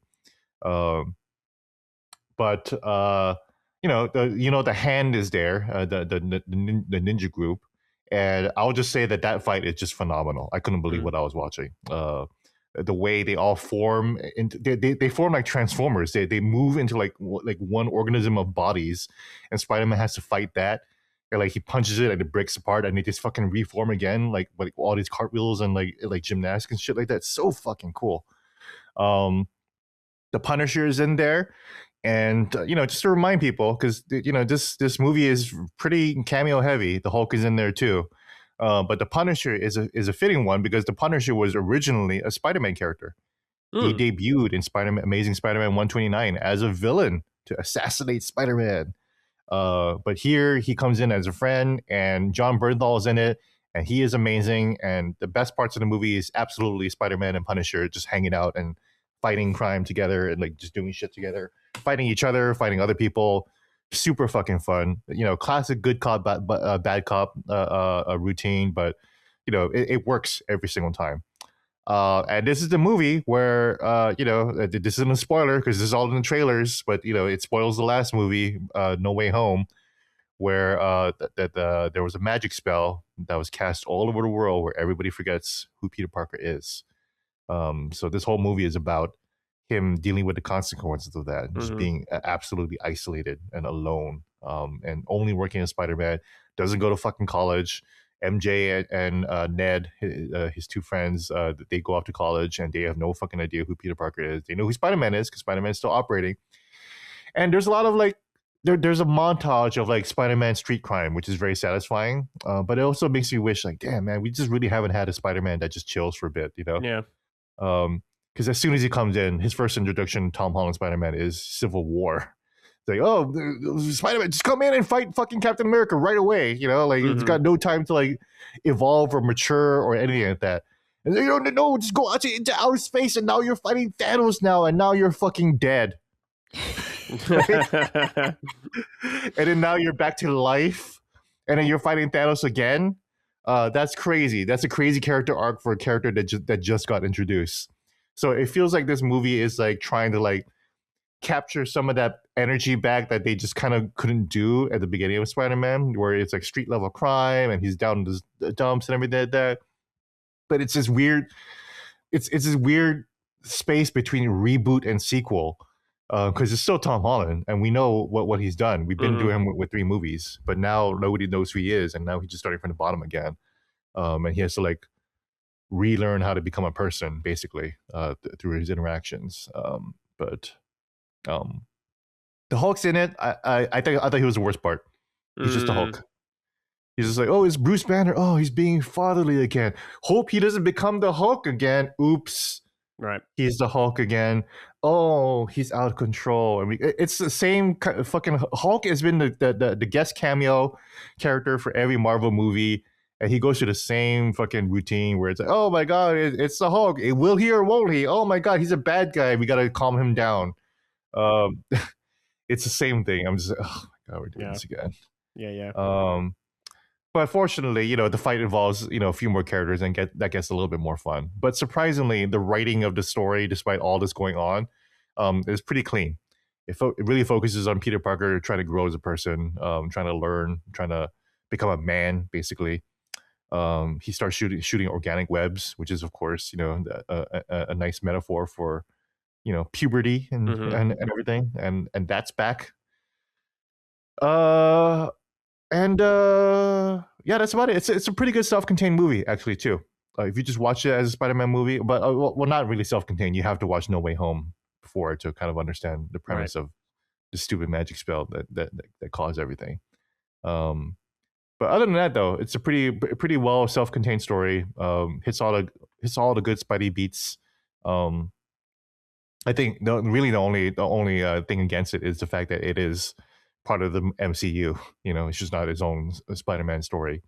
The cool thing, though, is that John Bernthal's Punisher and Tom Holland's Spider-Man has never interacted before this. Oh, that is cool. Yeah. Yeah. There's a TV show, but Spider-Man never showed up in that one. But here he shows up like a friend. So the cool thing, though, is that they explain their whole history together, but it's really written in a way that's very natural and funny.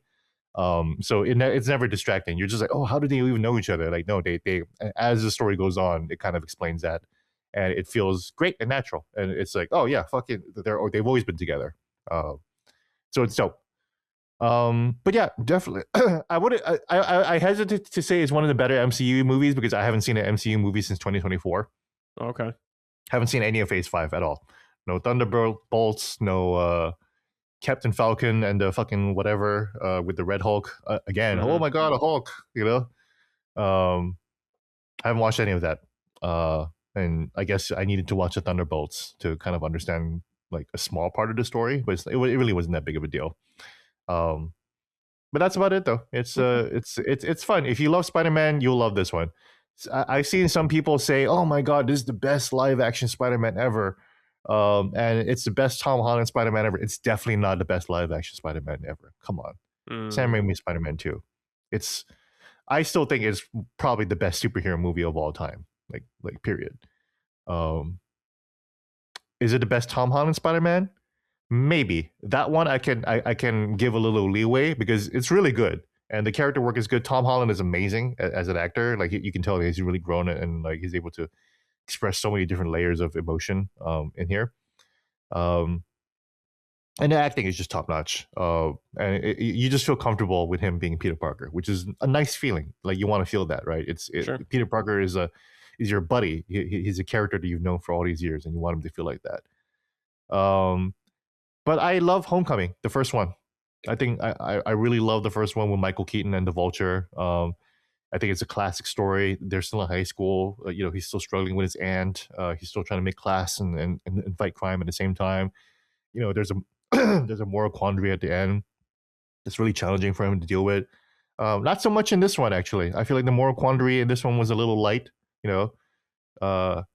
Remember in Spider-Man 1, rescue the love of your life or suffer the school children. That's Willem Dafoe. It's amazing. There's no moral quandary like that where Spider-Man has to choose both or whatever. I mean, there kind of is, but it's not that exciting. I mean, and the stakes of it are kind of low. But that's part of the charm of this movie, that the stakes are kind of low, that he's not fighting an endgame level threat. But the threat is real. And again, the new villain that they introduce is pretty cool. And I won't spoil who it is, but once you find out and once you see how that storyline plays out in the third act, really, really cool. I was really satisfied. I was really worried. I was like, oh my god, where are they going with this? This is gonna be real tricky. But they land the plane by the end of it. I was like, cool. Okay, that's great. So great movie. Definitely worth watching if you love Spider-Man. I've reinstalled Spider-Man 2. I know we made a lot of fun with Spider-Man 2 story. Micah, what was BIPOC, like the BIPOC club, right? Yeah, the Yeah. BIPOC artists. Oh my Yeah, god, yeah, yeah, yeah, that yeah. whole We thing. BIPOC artists and everything like that. Just like the overboardness of Biden era DEI stuff. It's just all over the place. But if you ignore that, then you can. But the tough thing though is that like I wanted to replay the game because you still get those New Game Plus levels, ultimate level 9 or whatever like that, in New Game Plus, and it's like, but that means you have to replay the game again. Yeah. As soon as I got to Brooklyn Visions Academy, that fucking school with like all kinds of like gay people in there, like it's just like every student in the school is gay. Like can we not have like one student? I'm joking, of course, but it just really felt like that. Yeah. But worse than that though, it's just like all the momentum killing sequences of like, oh, you got to be Miles now, and now you got to sneak behind the principal and find out where the teacher's missing. So you just got to do this for about 5 minutes. Never Yeah. mind just the MJ sequence. There's just like little things of like, oh, you got to be Peter. Now you got to clean up your fucking house. You know, throw away the rotten bananas into the trash can and clear out the books and everything. Just do all this stupid fucking mixtape adventure game bullshit. Just to get to the good fucking part of the game. So that's always frustrating to replay. But once you get past that, though, it's an excellent Spider-Man game, and it's fun to just roam around. So I have a playlist of just Spider-Man soundtracks, you know, from Spider-Verse. Got that Post Malone song in there, but also the theme song for the new movies, the MCU movies. Just swinging around as both Spider-Mans, and they just added the new Spider-Man suit. A brand new day suit, which is controversial because it's kind of fucked up actually. The texture of it is not accurate to the movie. It's just the same texture as the in-game one. So it's a little lazy, and also it's kind of glitched too. So like when it rains, it's only his pants that are wet, so it just looks like he just like peed himself, like that is like weird. a That's massive great. epic pee. And he's just swinging around, and the top is just completely dry, so it looks fucking stupid. So Insomniac's got to fix that. Insomniac's like they're kind of weird with Spider-Man too. Like remember how glitchy that was when it came out. So yeah. So I'm playing a little bit of Spider-Man 2 along with that. Okay. But along with that, the only other game I really played, I will get to Splatoon Raiders. I really wanted to get to Splatoon Raiders before the show, but I just didn't have time. I do have the game, and I'm really excited to play because apparently that's some hot shit right now. Everyone's loving that. But I play Halo Combat Evolved. Beat it in like 2 weeks. Mostly because I couldn't finish the campaign because I'm playing it on PC. And yeah, I ran into that trouble too, Gene. The same exact spot you did. I had to roll my drivers back to get it to work. Oh my god, dude! Yeah. So you have a 50 series card, right? Mm-hmm. Yep. So if you have a 50 series card, there is a weird driver issue that they try to fix, but so I updated my driver. Still doesn't work, dude. Still doesn't work. Crashes all the time in the keys level and the mall level, which is ridiculous, So I had to re-download it on Xbox Series S because it is a Xbox Play Anywhere trademark game. So they did give me the Xbox PC code, and I could just download on the Xbox Series S, and I finished it in that blurry little mess right there. And I did a co-op with our friend Susie the Sphere Hunter, which was a lot of fun. Campaign Evolve, what to say? It's good. I liked it a lot. I think the graphics look really cool. I think the lighting is especially amazing, especially with all the lasers and in darker areas, like the beginning level Pillar of Autumn, and every time you go into an internal level, I just think it looks really cool. All the lasers just flying by. There's like illuminating the hallways like on the way. That's just kind of shit that people have. This is a lost art of graphic technology and graphics magic that people don't really use anymore. But like it's really nice to see it implemented here in this Unreal Engine Halo game. Which again, Unreal Engine was the issue why we're having the crashes. I think there's some kind of weird compilation issue going on there. But what was I saying? I think my biggest issue with Halo Campaign Evolved is that there's no other game that I play more than Halo. I think Halo is my most number one played video game of all time. You mean like the campaign? Campaign, yeah. Okay. Well, the multiplayer too. Like I played a shit ton of multiplayer, but like the campaign itself, yeah, I played that hundreds of times. I probably played it 1,000 times now at this point. Like no joke.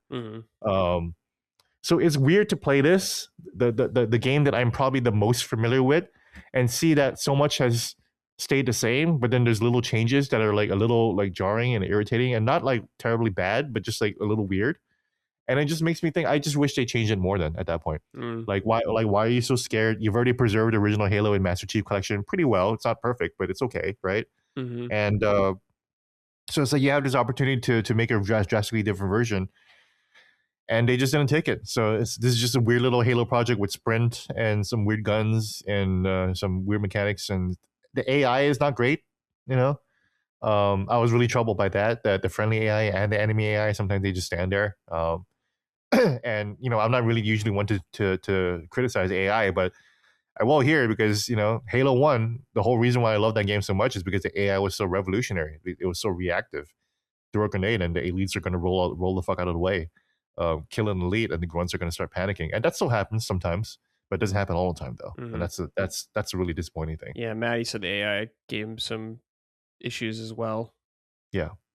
But yeah, that's my take on it. I wish there was more things to unlock in it. You know, this is a game with no multiplayer, but it's like I would totally be motivated to keep playing if there were more things to unlock besides the skulls. I already got all the skulls I want. Playing the game in third person is awesome. Playing playing the whole game in third person felt like I was playing a whole new game, and it was really cool. I've always wanted to play a Halo in third person. It's been a dream of mine for 20 some years. You know, I love the first person. Don't get me wrong. I'm not complaining that it's first person. If Halo 7 is in first person, awesome. It should be, you know. But I always wanted like a side game or a Halo Gaiden that's in third person, and we just never really got that. So now to play campaign involved in third person is cool. It's very much like a grafted on third person. This is not Resident Evil Requiem, where third person and first person are unique like modes in and of themselves, and they just work separately on their own. No, this is just basically a third person camera with like still with first person control. So like when you melee somebody, he's gonna go, you know, and just like look down annoyingly, and he's gonna look really stupid. And he's just kind of gliding all over the place, and it's just too bad. So again, that's why it's like I wish they changed things more. Like bring assassinations back from Halo Reach or something at least. You know, like bring like if you're gonna bring shit over from the other Halo games, they brought over the submachine gun from Halo 2. If you're just gonna do that, then why not just incorporate all kinds of shit in there? You know, bring the assassinations, and there's a lot of stealth segments in Halo 1, the campaign. So I'm surprised that they just didn't be like, oh yeah, it'll be cool to see Master Chief just knife a motherfucker, you know? Yeah. But what'd you think of the new missions? I have not played the new missions yet because I was planning to run that co-op with Susie for the first time. So we'll see. Gotcha. So if you play them, please tell me about them. Yeah, I'll just do general thoughts about the game first, then I'll do some of that. I haven't played through Halo 1 since before 3 came out, so it's been a very long time for me. Whoa, okay. I thought it was fine, whatever. I'm not like a huge Halo fan. Like I've played most of them and I enjoy them well enough, but I'm not like super into Halo like you guys are. But I thought it was fine. So I can't like compare the graphics and all that kind of stuff. I'm the wrong person for that kind of opinion about like, you know, staying true to the original vision of the art style and stuff. Like I don't fucking remember, dude. I have no idea. I thought it was cool they added some weapons from the other games that weren't in it originally, like the sword. I always love. You brought the SMG earlier. They have the battle rifle, which was I didn't get until the new levels they put in there. So I was kind of surprised they waited that long to add all that. But I had a decent enough time. We had to restart a level. I played that co-op with my girlfriend. We played through on Legendary. We had to restart a level just because it like there's a door that opens in a cutscene, but it didn't open for us. So we had to restart the whole level. I did have 3 crashes in a row, and I had to roll back my drivers to get it working. I haven't updated my drivers since then, so I don't know if they fixed that or not, but last time I checked, no. But it's okay. When I played through the game, I was kind of like, man, I wish you still added multiplayer, even if it was just like exactly how it was in the original, just online. You should have. Yeah. Like no Forge, no nothing like that, just straight normal multiplayer. Maps, Blood Gulch, you know, whatever. I'm just like, why didn't you do this? Hang them high, whatever. Just put them in there. Just put it in there, because like the whole thing with this Gene for me, like this whole Master Chief, whatever new version of Combat Evolved is like, this is for PlayStation players, this whole entire thing. Because everyone I've talked to says Master Chief Collection is still better than this compared to that. So and it makes sense for me for them to do like, you're gonna introduce PlayStation players. Sure, you got a new version of the game, but it's like, why didn't you just put it in the multiplayer, man? Just keep it basic, but throw it in there. It's such a big part of Halo, so it's very weird to me that they didn't do that still. I think the idea there's like that randomized mode, I haven't done it yet. I think that's a cool addition. I've done one of the new missions, and it was okay. There was like some couple cool encounters in there, so that was fun. Like you're with Sergeant Johnson, so it's kind of cool getting to hang out with him. But I haven't beaten all that yet, so I think overall it's fine. Like I said, I'm not a huge Halo person, so that could be different depending on who you are. I had a good enough time going through it. Man, there's a lot more enemies I think they've added to locations now, especially on the harder difficulties. So. Yeah, definitely on Legendary, which is the only mode I play. They swarm the shit out of you. Yeah, it's there's like and there's also new enemy types, like just one or two new flood enemy types, which is cool. Yeah, the flood look really cool in this, by the way. The flood is awesome. The way they tear apart by your bullets, really good stuff. So if you've never played Halo, sure, give it a spin, dude. It's like what, $50, I think, so it's not full price. $50. Yeah, but I wouldn't call it the definitive way to play Halo, which some other people are calling it. I swear to God, man, I hate people like having these like hyperbolic superlatives like when shit just comes out. And I know I'm guilty of that too, so I'm counting myself in there. But like people coming out a brand new day and be like, "This is the best Spider-Man movie ever," or watching the Odyssey like, "This is the best Nolan movie ever," and then play Halo is like, "This is the definitive way to play Halo." No, it's not. Just in the moment kind of thing. Yeah. Yeah, that happens. I get that it feels good at the moment, Yeah, definitely. Yeah. But yeah, when you're having sex, you're not going to say, "Oh, this is like I think this is like ranks like number 10 in my list or whatever." Right, like you don't think that, Yeah. I mean, you just better not say it out loud. Anyways, you might be thinking it. You might be thinking this is the third best sex I ever had, but you probably shouldn't say that. Yeah. This is definitely top 20. Yes. Micah, any interest in Halo? No, I'm not a Halo fan at all. Just a Gears fan. Yeah, strictly. Okay. I really had just never liked it. I've tried Halo a couple different times over the years. Really? It's just never been for me. Sci-fi, maybe, because you're not that into like high-end sci-fi or whatever, right? Not as much. And two, I just don't like how the guns feel. Because too, it's like I really wasn't into the campaign, but then I was like, oh, let me try the multiplayer because that just looked really fun. But I'm just not. I don't know. I'm just not super into it now. Like, it didn't click for me. It never clicked for me. The same way that like Destiny Online didn't click for me. I loved the campaign in like Destiny 1, but it's like I really didn't get into the multiplayer. Halo, I wanted to get into because my friends were into it, but I don't know. Something about it just never clicked. Yeah. Well, there you go. That's Halo. Micah, what have you been playing? All right, so James Solar is going to kill me because here's what happened. I was waiting for Splatoon Raiders to get delivered, so I said, I'm going to start a visual novel to play over these next couple days. And then I got so into the visual novel that Splatoon Raiders got delivered on release day, and I was like, that's great. I didn't even start it until Monday, and James was quite upset because his copy never arrived. He's still waiting to get his. Damn. Anyways. So the visual novel in question was Café Enchanté. And this is a game where your grandpa dies and you inherit his cafe. And it's a special cafe, though, because the visitors are from other worlds. So there's a knight from the fairy kingdom. There's a demon king. There's like a beast man. There's a fallen angel. There's this like 45-year-old guy that's just a human that goes there. Anyways. And so I started playing this visual novel. The intro is really long and there's no romance. And then like that's kind of pissing me off. And that is one of those things of like, part of why I was hooked on playing it was I was like, when's the romance going to start? It's going to start eventually, right? And so you have to get through this whole long intro with like a lot of world building and character stuff. And then the romance begins. So I'm hoping it gets better from this point forward because despite how much time I've dedicated to it, no romance yet. I mean, so anyways, I've been working on that. It's okay. It's fine. And the romantic interests aren't even that hot. So like really it's not, I'm not loving it, but I'm committed at this point. So we're doing that. And then I did start Splatoon Raiders and it's great. It's great. It's a lot of fun. I'm loving it. At first, with kind of like the intro, it felt a little too easy. And I was like, oh, maybe I need to bump up the difficulty. And then it ramps up nicely and the challenge is there. I'm like, this is just so much fun. And it reminds me of playing Splatoon online because as you unlock different weapons and things and remembering like, oh, dude, I hated the paint roller kids. Like, oh my God, because I always fucking hated the paint roller. And it's like, or like the paint brushes, like just all the different types of weapons are here and you upgrade them, upgrade yourself. You have the different options for your ink tank and the gadgets you can equip on each one. And you definitely get a feel for like what's your favorite. I have my favorite loadout for sure.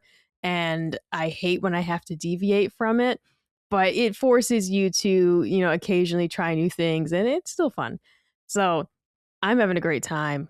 It's fantastic. Highly recommended. I'm so addicted already, but I don't know. I don't want to say like too much because a lot of the fun of it is unlocking things and trying out different loadouts and all that. But like there's a lot of variety to the raids themselves. Some of them are timed, some of them aren't. Some of them have you in like a super small space. So you're facing these like, waves of enemies in a really small space. And like that's part of the challenge, not being able to like run away and regroup. It's just there's a lot here. And I'm just thoroughly like having a great time. And there's the whole thing of like they have like more difficult variations on the raids after you complete them. So the replay value just keeps going like up with this. There's the feature of like you can help other people who are stuck on a raid type deal. This is just there's a ton of like features and content here that I'm feeling like, oh man, this is a game I'm going to spend a lot of time with and just enjoying every second so far. Yeah, I agree with you. I'm not a huge Splatoon person, and at least with traditional Splatoon games, I always wish I liked them, but I just don't really resonate with them that much. But I'm resonating with this game a lot more compared to 1 through 3. I think I like the structure more of just this is kind of like you got your hub base, you upgrade it, like you're saying, you level up your guns. People are saying that it reminds them of Borderlands for some reason. Like I don't know enough about Borderlands to really talk about that, but maybe just leveling up guns, and some guns have like special properties that you can get and all that kind of stuff. I like the gadgets that you can get. I've been using I forgot what the term is. It's like specialist maybe. It has like the turret you can use that shoots out little ink. They have these balloons that go out together and they can link and explode, which is really fun. And yeah, you're right. It does start pretty easy. Then it ramps up pretty quick though. I would say like I was getting my ass beat on some of these things. I had to team up with some people online to get it done. So it's pretty tough, and I'm not even playing on the hardest difficulty. So this game's got teeth for sure.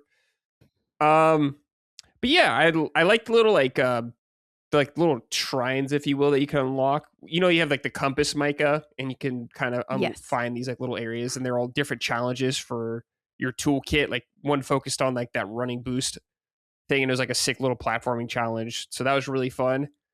But I've just been enjoying it, like going from level to level, upgrading all your stuff. It gives you like that nice like. It's not a roguelite. You're not like getting random power-ups for levels and stuff like that I'm aware of, at least yet. But you still gotta get that dopamine hit, the numbers going up, shit blowing up constantly. Like, man, you're getting like swarmed by these salmonoids. It's like a muso at times. Like I couldn't even see what was going on because there's so much chaos. But it's been really fun. I will say I don't really care for the music yet. It's like I remember Splatoon games having better music than this, and I'm kind of not super into it yet. Maybe it'll kick up later, but so far it's just been kind of like I hope so. I've seen some discourse about the music and I listened to it. I was like, yeah, this is not Splatoon music. Splatoon music is like it's like punky and funky and poppy, Yeah, it's definitely different. I'm not super into it right now. Yeah. But overall, yeah, I've been enjoying this game. It is a cheaper game as well. It's $50 digitally, so not a full price game. And yeah, I've been having fun with it. I definitely want to play more of it. It's giving me like that. It's scratching that roguelite itch for me. Like I said, it's not like a roguelite, but it's kind of giving me that same feeling going through the game. So it's been a lot of fun. I like your little crew. I like what's his name, Big Man, the Stingray. That guy's and Shiver, right? Everyone's thirsting over Shiver at the moment. Nice. I mean, they're all fucking weird squid people, dude. That part though, they did make her. It creeps me out a little that they make her like her poses are like, why are you trying to make her hot?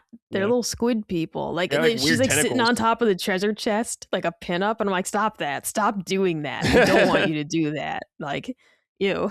Appealing to the Japanese audience, dude. They know. I guess. And They then they know. made the black I mean- one so hideous. I'm like, what did you? Why?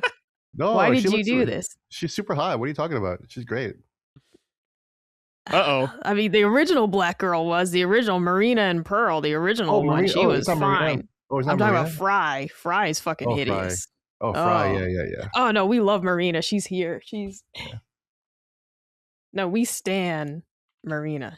She was amazing. All right. Weird tentacle But hair, man. It Fry? freaks me out. Oh, Fry. Oh, yeah. Oh, dude, I totally forgot Fry existed. God damn it. They I'm gave her sorry. like too many bad features, and then like next to Shiver, she just looks like a fucking She- cave troll. The problem with Fry is that she's got like a fucking 6 head, you know? Like, Yeah. not even Dude, a they 5 gave head. her a fucking 5 head, big ass ears, upturned nose, fangs. I'm like, could you have given her like maybe one Uggo feature to make it like, oh, she's kind of like cutely ugly? Instead it's just like, here's fucking the Toad King, and then here's Shiver, hot girl posing. I don't know, man. Mhm. It just seems a little too obvious. Yeah. They're all weird to me. They got tentacles on their head. I don't want any part of that. I don't want any of it. But if we're just talking about like brass tacks here, like they Yeah. definitely made the black one really ugly. Yeah. But I like And I took that personally. one of them can accompany you in that little mech. I think that's fun. The buddy bot. Yeah. You could jump off it. Yeah. It's cool. They all have their own unique alts. So Yeah. good shit there. Fun stuff. So I'm more in Splatoon than I have been. So that's good job, Nintendo. With a Damn, weird I little gotta play this spin-off. game. That looks so cool. Yeah, Oh, dude, it's cool. get into it. Because the other thing too is just that this is a great pick up and play game because Mhm. it's like some of the stages are really short. Some of the raids will only take you, like some of the timed ones, you know, it might take you 5 minutes. Mhm. And so it's just really great. You can pick this up, play it, go cook dinner, sit down again and play it. Like, it's not a game where you're going to say, geez, I need to be able to play for 30 minutes to get to a save point. I don't have that much time right now. I'm loving it for that reason of like, I threw some burgers on the grill. I can like play a level, go check the burgers, play a level, like just being able to come back and forth to it like that and not worrying about, oh my God, I haven't saved in hours. There's no save points here. Mhm. Sometimes being an adult gamer like that, it's tricky because Yeah. you're like, when am I going to hit another save post? I don't know. And then what if the fucking internet or something goes out? I don't know, man. You're panicking. Yeah. Panicking. Yeah. I am anyways. But yeah, Brad's cool never game. panicked one day in his life. Me? Yeah, I've panicked. Definitely. All right. Anything else before we move on? No. This is keeping me plenty busy. But getting back into visual novels again is scratching like an itch Yeah. as well, where I'm like, oh, dude, I have several that I've already purchased that I'm just kind of waiting to get through. So once I finish this one, I'm already eyeballing what I'm going to start next, which might be Olympia Soiree. We'll see. But visual novels, man, don't sleep on them. Don't sleep on them. I will all day. You know, and that's fair. That's valid. Don't put me These to are very sleep. girly. These aren't intended for you. Because somebody in the Facebook group, one of our listeners got like hand surgery, I think, and so he was genuinely asking like, what are some games you can map the Oh, sure. controls like for one hand? And a lot of people were like, dude, Vampire Survivors, like that type of stuff, right? And someone was like, visual novels, you know, there's a couple, and I was like, that's a great idea. I had no titles I could recommend though, because all I play are girly ones. But yeah, visual novels like Danganronpa and stuff like that would be great for a one-handed person. Absolutely. All right. Next story here. Capcom wants Resident Evil to be a yearly franchise. This is a whole article from Vice. I'm just going to read this one snippet, though.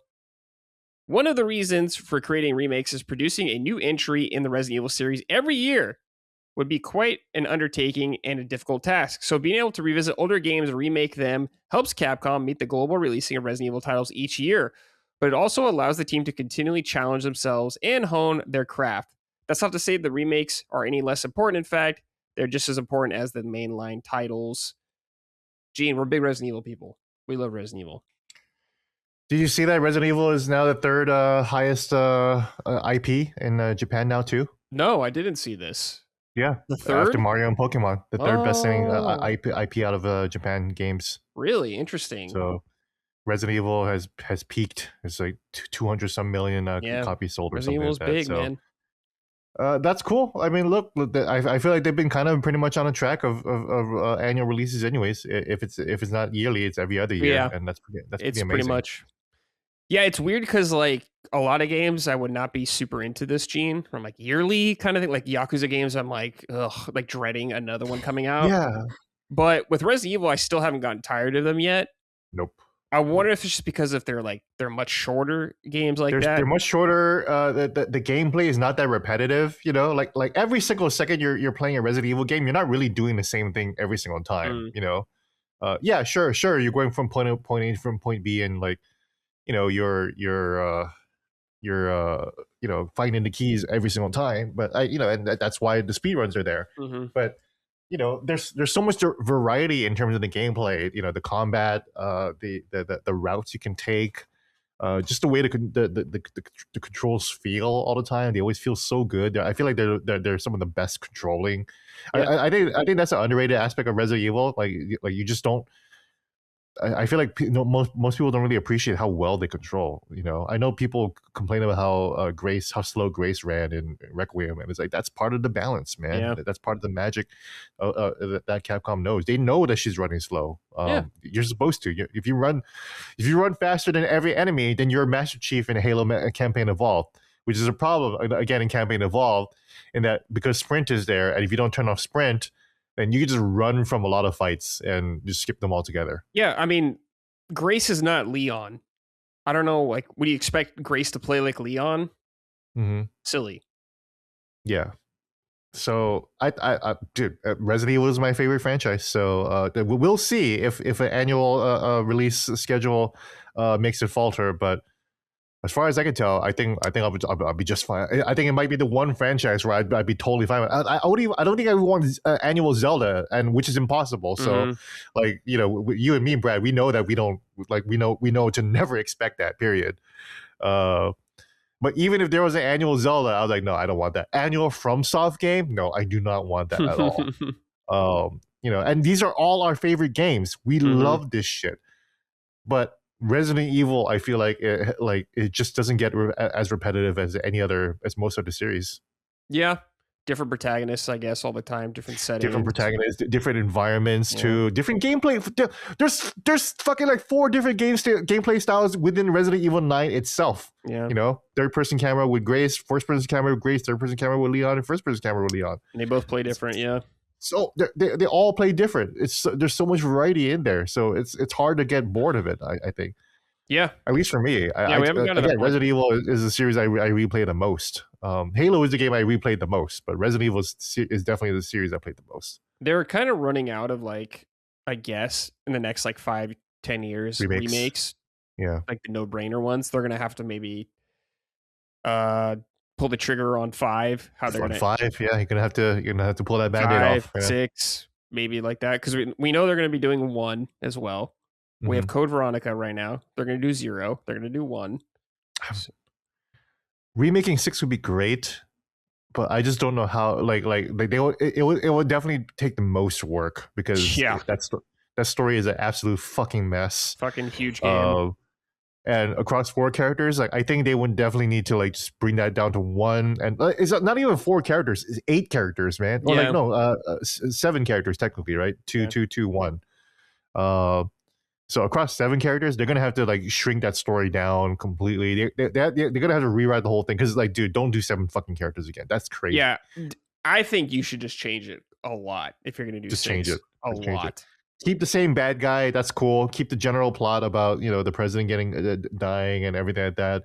Go to Hong Kong. Involve Chris. That'd be dope. You know, make it a Leon, Chris, Ada story then, right? Sure. Yeah. Write out Jake. Like, that sucks. But, Jake, they never did anything with Jake again, as far as I remember. They never really do anything with Jake, so it's like you can write him out. You know, Sherry can be in there, and she you know, like I don't want Sherry to be backup. But if we're gonna have to cut something, you know, or maybe cut Ada. I don't know. Like, Yeah, Ada's missions were crazy too. Yeah, it like ties into Simmons and shit, I guess. I don't know. That's the tough part. Yeah, that's why it's I think you this should not even worry about the story of 6 what it is right now. You can just do something like almost completely different. I think just make a totally completely fine. different story.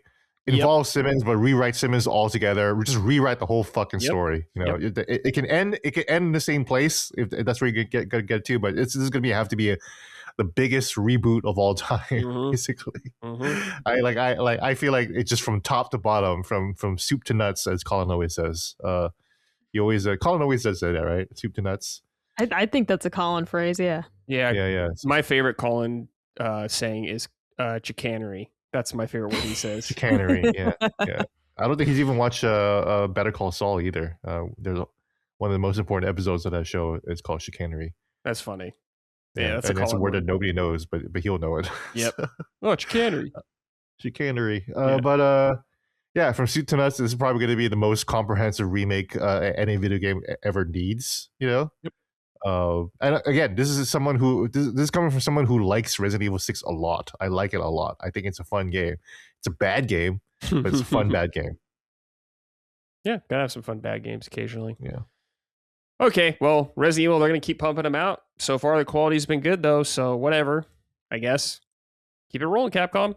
I can't really complain at Capcom. Like they've been doing great work. So it's more so like apprehension of like they're doing so well. Should I like when's it gonna stop? When's the other shoe gonna drop? When's the other shoe gonna drop? Exactly. Yeah. Yeah, Like, we're gonna go back to Crapcom. Yeah. Well, it's been a while. Seriously though, like because I'll say like as a Yakuza fan, for example, and it's like I felt like there was like a really great string of games, and then I kind of started feeling like the fatigue of it. But they're really long games. They're really long games, and that's part of it. But in my head, I'm like, the fatigue's starting to hit. So maybe like the golden age of Yakuza for me has kind of started. That ship is starting to sail, right? Yeah. So it's like with Capcom, it's like, oh my god, they're just like going up, up, up, up, up. And it's like, I don't want anything bad to happen. I don't want anything bad to happen. Nothing bad to happen. I feel like we're kind of bracing for it. Yeah. It could happen anytime. We'll see, though. They've been on a roll. All right. Talked about this, just briefly mentioned, but now here we go. Double Fine announced some layoffs today. You guys may remember they, last month went independent from Xbox.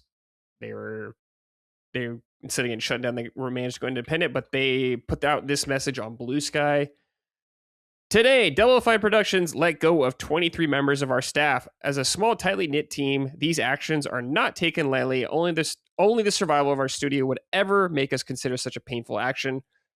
Our transition to becoming an independent company also means becoming a size that we can sustain. The people we are losing were all important. They all made an impact on our games and culture, and they all will all be missed. We are committed to supporting each affected person as best we can, and we thank them for their hard work and commitment to the creative spirit we cherish here at Double Fine. Tim. I'm trying to remember how many people they actually had, Gene, but it's a pretty small studio. I think it was like 90 people or something like that. Mm-hmm. They're losing 23. Their last games was what?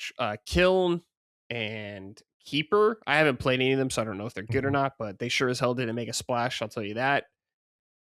I don't think they've made like a big splash, and I don't even know if this was a big splash since Psychonauts 2. Psychonauts 2 is an incredible video game. Just want to make that clear, but they haven't been really known for, I guess, selling hits volume-wise. Gene, what do you think about this? Yeah, I mean, it sucks. I don't want to speculate too much about why they fell apart, other than it's just their games didn't aren't bangers. I've said it before. I'm not really that big of a fan of Tim Schafer. Monkey Island is a landmark game, absolutely, but that was in 1990, and I haven't really been a fan of anything that he's done since. Psychonauts is cool. I don't really love it all that much. But I haven't played Psychonauts 2, so if it's incredible, I'll take your word for it. It is. I played Brutal Legends, and it's like, it's all right. Yeah. It's like, I tried playing Keeper, and it's like, whatever. I'm just not into these. And it's not like even charming to me. And they can be, but they just don't work on me. Yeah. So it's just like, I don't want to call them overrated. But I just feel like something's going on in the studio where, Something's happened. I don't know. Yeah. Sure. Yeah. No, I get it. I can understand like the whole like I think they make some incredible games, but I don't think like you're saying maybe slightly overrated in some ways. I think Psychonauts 2 and 1 are not overrated by any means. Mm. But those are the only ones I would say off the top of my head. I haven't played all their games though, like Broken Age and all that kind of stuff I never played. But I mean, sad to see people go, but I don't know. If your games aren't selling, that's the way it is, I guess. But Micah, what do you think?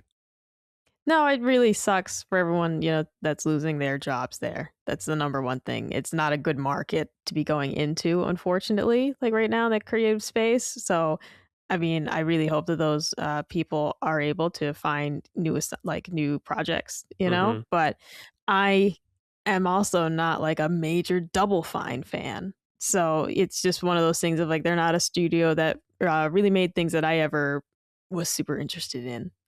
Like I remember like Costume Quest 1 and 2 like looking cool back in the day, but I don't even remember if I finished those games, for example. So it's stuff like that of like, yeah, I've never been like a Psychonauts person. Mm-hmm. So unfortunate to see this happening to them, but it is a market that's determined by like, you got to get people's attention and make things that are going to hit to stay afloat. Like it can't all be niche artistic projects type Sure. deal. Yeah. I mean, it can be, but like what's going on? That 90 employees is so small, man. That is a small business, Yeah. So what is happening at Double Fine that you can't sustain 90 employees? That's a tiny company. Yeah, don't quote me on that 90 number, by the way. I think It's 90 according to Jason Schreier. okay. So is that before the layoffs or after? This is after before the layoffs. So Okay.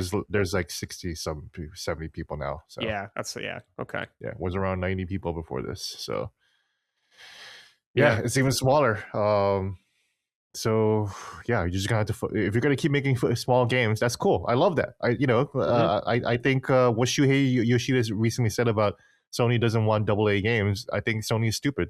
And you don't always need hits, but you always, of course, you need to manage costs. And again, I don't want to speculate too much about what's going on there, but it's just a little strange that a company that small isn't able to maintain that many employees still.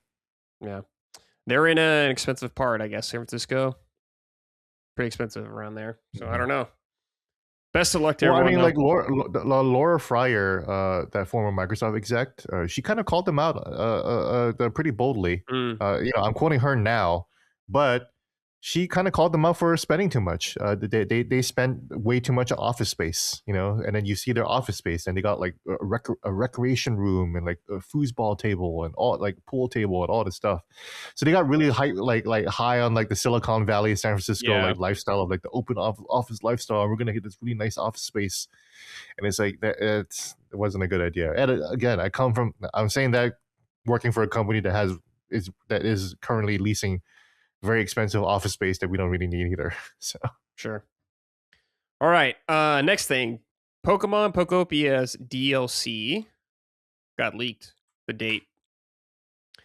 We'll read this from my Nintendo News. The first piece of downloads content for the addictive Pokemon Pokopia will launch on the 5th of August. This news was revealed via Pokemon Pokopia advert that has since been made private, which revealed the release date for Bubbly Basin. This will be the first batch of DLC for the game, with more yet to come. There's also an expansion pass available to purchase on the Nintendo eShop. This is like the whole underwater expansion going on there, which is kind of cool. Micah, you loved Pokopia. You out? I did. I'm out right now. I'm happy that they're doing these DLC so that I can return at some point. But I will say, as much as I loved Pokopia, when I got to the end and saw the credits go by, I felt so done with it. Mm-hmm. It's a really huge game. There's so much to do, and I still didn't even unlock all the Pokemon. Like I went through all the different environments, and I did like all the little tasks they give you and like the main story tasks, right? But I did not find every single Pokemon that's available in the game, and for each habitat, like there's so much more I could do without even touching the DLC. There's already a lot more I could do with the game. I just wanted to get the main story done, and that took a long time. So I definitely don't want to jump in now for more DLC, but I'm glad that they are doing these because this is something that later on, when I want to play it again, there'll be fresh content that I can purchase. Yeah. I like Pokopia. I didn't finish it, but I'm like seeing all this DLC come out, and it's putting me in a weird spot where I'm like, well, why don't I just wait till the DLC's out until I play it? But then I know I'm like, I'm probably not going to ever get to it if I wait that long. So I'm in a That's the thing, weird pickle. because there's going to be multiples of these, and just it's like, it's a big game. Just the main story quests without any of this DLC already is like, that's a chunk to get through, because a lot of the stuff is just time consuming, and it's like you need 50 bricks and you can only give Charmander 20 at a time, whatever. And then it's like you're going to different habitats, just basically just finding all your fire type Pokemon and be like, I need you to make some bricks, right? And it's stuff that's just genuinely time consuming. You can't just snap your fingers and it's done. And so it's like there's elements of that where it's like you got to make materials, and then like you have them building things, and they'll be like, it'll be ready tomorrow, and it's like you just have to wait. And so it's just not a game that you can complete quickly. I really like put my shoulder into it and tried to beat that game like at a good pace just to stay up with it. But it's like, oh my God, it felt like a job at the pace that I played it. So it's one of those, like, if you're in the mood to play it, I would just do it, because there's so much there. Yeah. I forgot, Gene, did you play this at all? Pokopia? Nope. Yeah, I haven't played it at all. Nope, I'm good. I don't need a life-sucking story right now, or a life-sucking game. It'd be the worst time to play Pokopia. Again, thankfully, I've actually started to wind down Tomodachi Life playing. So there's actually days where I just don't check in anymore. That did not hold me like as long as Pokopia did, and partly because though, like, Pokopia has this like all these tasks it's giving you, and Tomodachi Life is way less stressful in that you just check in every day and see what they want. But also I was like, well, they don't really need anything, so. And then eventually I just stopped checking, and I haven't checked on them in weeks. All right, just quick little last thing here. This is from Games Radar, but they had an interview with Benjamin Evan Ainsworth, who is Link, the actor of Link in the upcoming Zelda movie. He's also on House of the Dragon, the Game of Thrones show, which is pretty good. But there's a quote from him in this interview that says, I can't speak too much on the film itself, but I remember vividly when Breath of the Wild came out, and this might show my age, but I remember being quite young at the time when it came out, so I didn't have a Switch at the time, he admits. And also, I was watching gamers play it and watching playthroughs, essentially. And then, upon being fortunate enough to play this role, such an iconic character, going back and realizing the 40 years of legacy and history, and the varied tones, the varied stories, and the varied renditions of vocal performances of this character as well, he continues. Yet, I'm a big fan, and just really excited because it was an awesome thing to shoot. New Zealand is a wonderful place, but yeah, can't say too much more. So we haven't heard a lot about the movie from the actors, but it is cool to get his kind of perspective. And it definitely makes me feel old when he was like, oh yeah, I was pretty young when Breath of the Wild comes out. And I'm like, shit. I mean, that was like 9 years ago. And he is pretty young, but kind of interesting to get his POV, I guess, about Zelda and all that kind of stuff. Pretty funny how he's like, yeah, I didn't really play it when I was little, but watched a lot of people play it on YouTube and stuff like that. It's like, man, times have changed. That's for sure from when we were kids. Crazy stuff, but yeah, pretty cool. Happy to see him. I like him as an actor, so pretty pleased with the casting of him as Link. But yeah, just a fun little thing. Any thoughts on this before we move on? No, it's cute. No, I've never seen him in anything, but his enthusiasm, makes me excited about the movie. This is like we're both kind of like, oh no, like what if it's bad? This could go a million different ways, but at least his enthusiasm is promising to me. I will say in Game of Thrones, there's like I saw a little scene of him doing like sword training, and I was like, there we go, Link right there. Little training. I'm like, okay, he could use a sword. That's good. It makes it look actually good. Good stuff. Yeah. Oh, I just saw this earlier. I thought it was kind of interesting. Jez Corden at Windows Central put out an article, and he said, this is from his article he put out recently, quote, thanks to the Rampocalypse, those wafer-thin margins get even thicker. I'm being told Xbox is losing around $150 per Xbox X/S sold right now, even after the planned August 2026 price hike. Damn, that is Jesus. brutal. That makes me wonder. I'm like, how much is? I wonder if Nintendo's losing anything. They usually don't subsidize hardware that much. If they do, they did increase the price, or where they are next month. Makes me wonder how much is Nintendo? Like, how much does a Switch 2 cost to make? None of us are Well, tech and now experts, if we factor in their tariff refund right? and wonder how much that is like shaved off for them. Yeah, super weird, scary out there, man. For that hardware, it's gonna be brutal next year. It's gonna be a bloodbath. Yeah, it's a good time to quit playing video games, honestly. Yeah, sure. Yeah, pick up your they're- backlog. Or hey, commit to they're- retro, like Yeah, commit to not commit to no retro, more new commit to your games. backlog, and also there's other shit to do out there, man. Go touch grass, Mhm. Let's Go- not get go- too go- crazy with it. Let's not get go too go crazy. go Not go quite discover other hobbies. Go back to the theaters. Yeah, Dude, I've been spending so much time in the movie theaters. It's been so much Oh fun. God, watched- not the I watched movie I watched theater. End of Evangelion in the theater last week. Oh my That was God. an experience, man. Have you watched Evangelion, Brad? Yeah, I've seen it all in the Yeah. movies. Yeah, the movies. They're watching the movie Was in it the the theater. That hospital was my scene first in the time. movie? The hospital. So I actually missed the fucking hospital scene because I did you know about the hospital scene, Micah? Yes, I know about the hospital good. scene. That's I love that how it's so iconic that even Micah knows about it. But no, I actually missed the hospital scene because I thought that there were going to be previews. So I came a few minutes late. A few minutes late. I came late, but Shinji sure came early. Yeah. And I missed it. I literally walked in right as it ended. I was like, oh fuck! Yeah. So the only reason why I wanted to see the movie. Yeah. There's like a really funny clip someone filmed at a theater, and they showed that in the theater, and like everyone cheers at that part. Some guy does a backflip, like just Oh like my in the God. audience. Yeah, during it. Oh It's hell fucking yeah, weird. dude! But did you Yeah. guys see about somebody's doing like an Evangelion like fast food meal? Yeah, it's And like Burger of King, course of course everyone's like that's not mayonnaise on that burger and they're tweeting like pictures from Yeah, that scene. fuck, yeah, Ooh. Horrible. because it's like Yeah, no, Shinji's it's- Ava unit colors. I think too. it's KFC. With like purple bread or whatever. Yeah. Yeah, Good lord. whoever's Man. doing that, please stop. All right. So they show us some writings from the audience. Necrom Oddboy wrote and said, "Hey, Conky Dongs." Conky Dongs? Oh man, what the fuck? I wanted to ask you, have any recommendations for a knockoff Nintendo game that is good, if not better than the original IP or series? I think Bug Fables is a fantastic turn-based role-playing game with the paper mechanics, puzzles, and action prompt combat that blows anything Nintendo has put out in years. What say you guys? All right, anything that's like Nintendo-esque in its design, that's better than Nintendo. Brad's gonna get upset. I think Adventures of Elliot is maybe one of the best Zelda games I've ever played. No. I said I think. Yeah. I'm allowed to have my opinions, And I'm Bradley. allowed to say, you're a fool. Oh my God, Brad, You're that's a so fool. rude. What does the conch say? Uh, Is Micah a fool? Fool of a took. Said yes. no, the one time it says yes. The one don't fool of a toque me, Gene. Don't do this to me.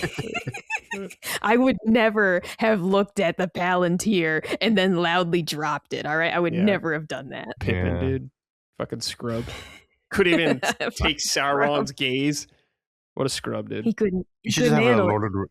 You should have a Lord of the Rings podcast. Yeah. Sure. That'd be Or fun. a knockback, right? Oh, they Yeah. already did that, yeah. But we could do Oh. our own. But Yeah. no, see, Adventures of Elliot is fantastic. You're collecting the pieces of fart. You're doing the little shrines and everything, man. I had a great time with it. I loved the combat. Loved finding all the weapons, the upgrades. Oh, I can carry more bombs now. This is great. I'm just saying, it's one of the best Zelda games I've played, Mm. and I really enjoyed it. So if you're a Zelda fan, check that out if you haven't. Gene, anything you could think of? I don't know. I guess the closest thing would be Hollow Knight, right? With Metroid, but Mhm. but even then, I wouldn't count Super Metroid over Hollow Knight. You know, I think Super Metroid is still the goat. Mm-hmm. Better than Metroid Dread, I guess. But I still love Metroid Dread, so I would, and they both feel different enough. But I guess Hollow Knight is the closest thing to like beating Nintendo at their own genres. But as far as I can tell, not really. Pokemon is still top. Zelda is still better than everything else. There's no better platformer than Mario. I mean, there might be some, but Not a whole lot. Yeah. I'm going to say one that they play different, but they sure as hell took inspiration from it, which is Power World. That game definitely rips Pokemon off. There are different types of games how you play them, but They are different. Yeah. I've seen some of those pals, and I'm like, yeah. But have you been playing Power World? No, though? fuck no.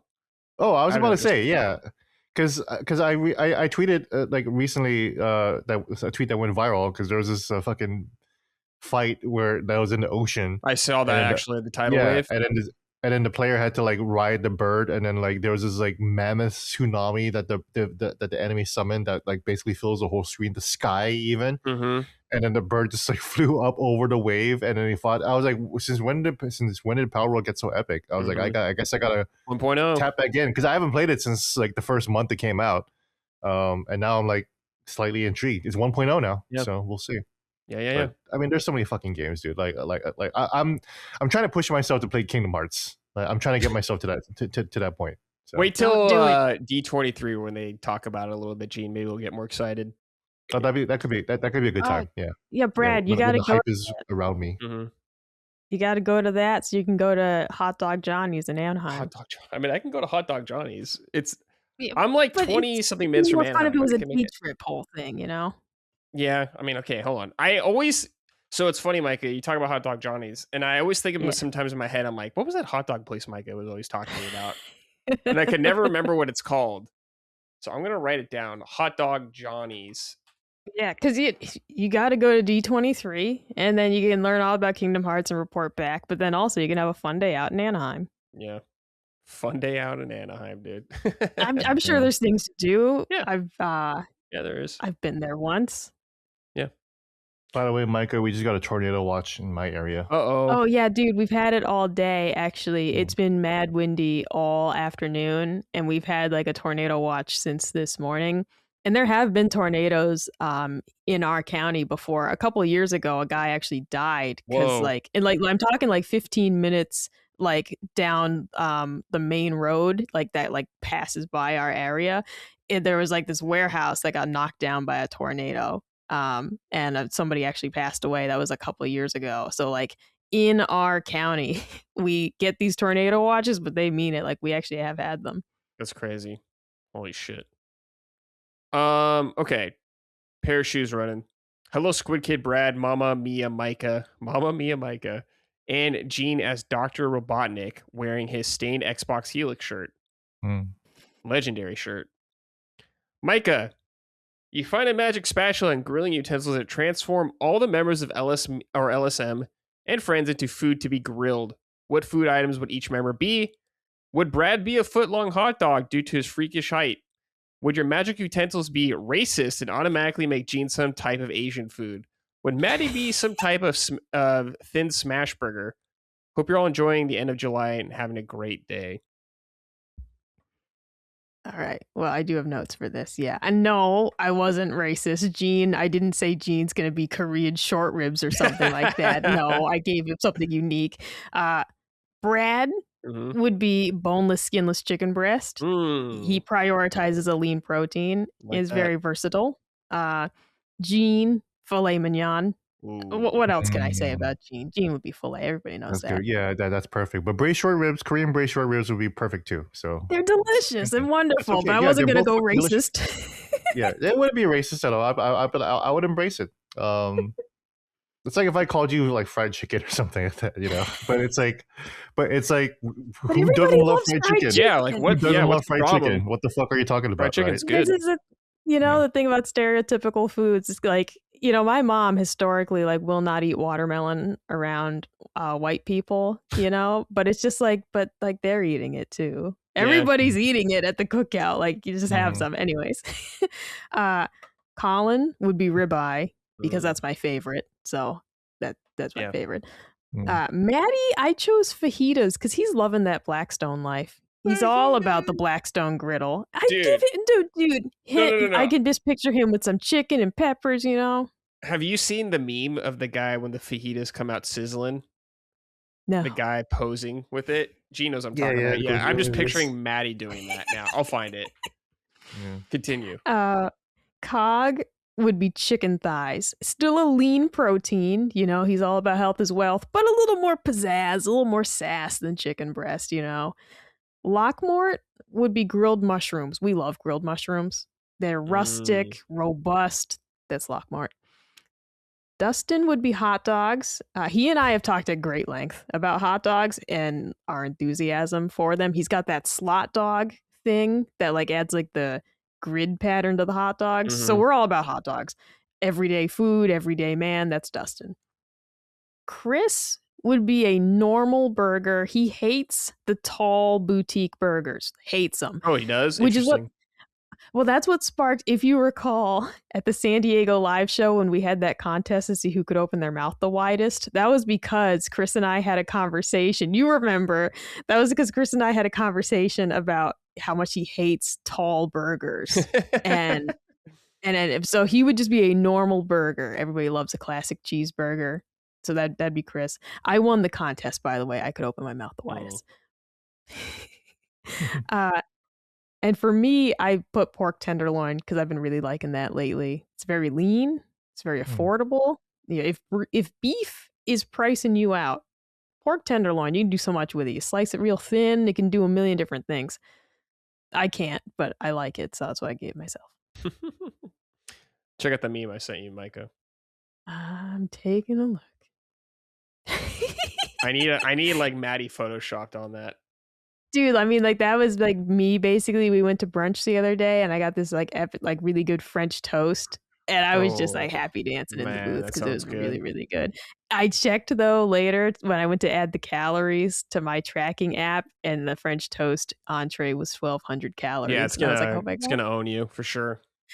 I just, you know, because you gotta do it sometimes. You gotta do it sometimes. Well, the thing with restaurant food is usually it's like a huge portion and you know it's going to be like a calorie bomb. But like this, literally, I typically don't finish restaurant food. I almost always bring home leftovers. This was something that I could have like easily finished. So I was like shocked at how high calorie it was just because I'm like, this was a normal sized portion. Oh no. Because usually it's like, well, it says 1,200 calories, but I only ate half of it.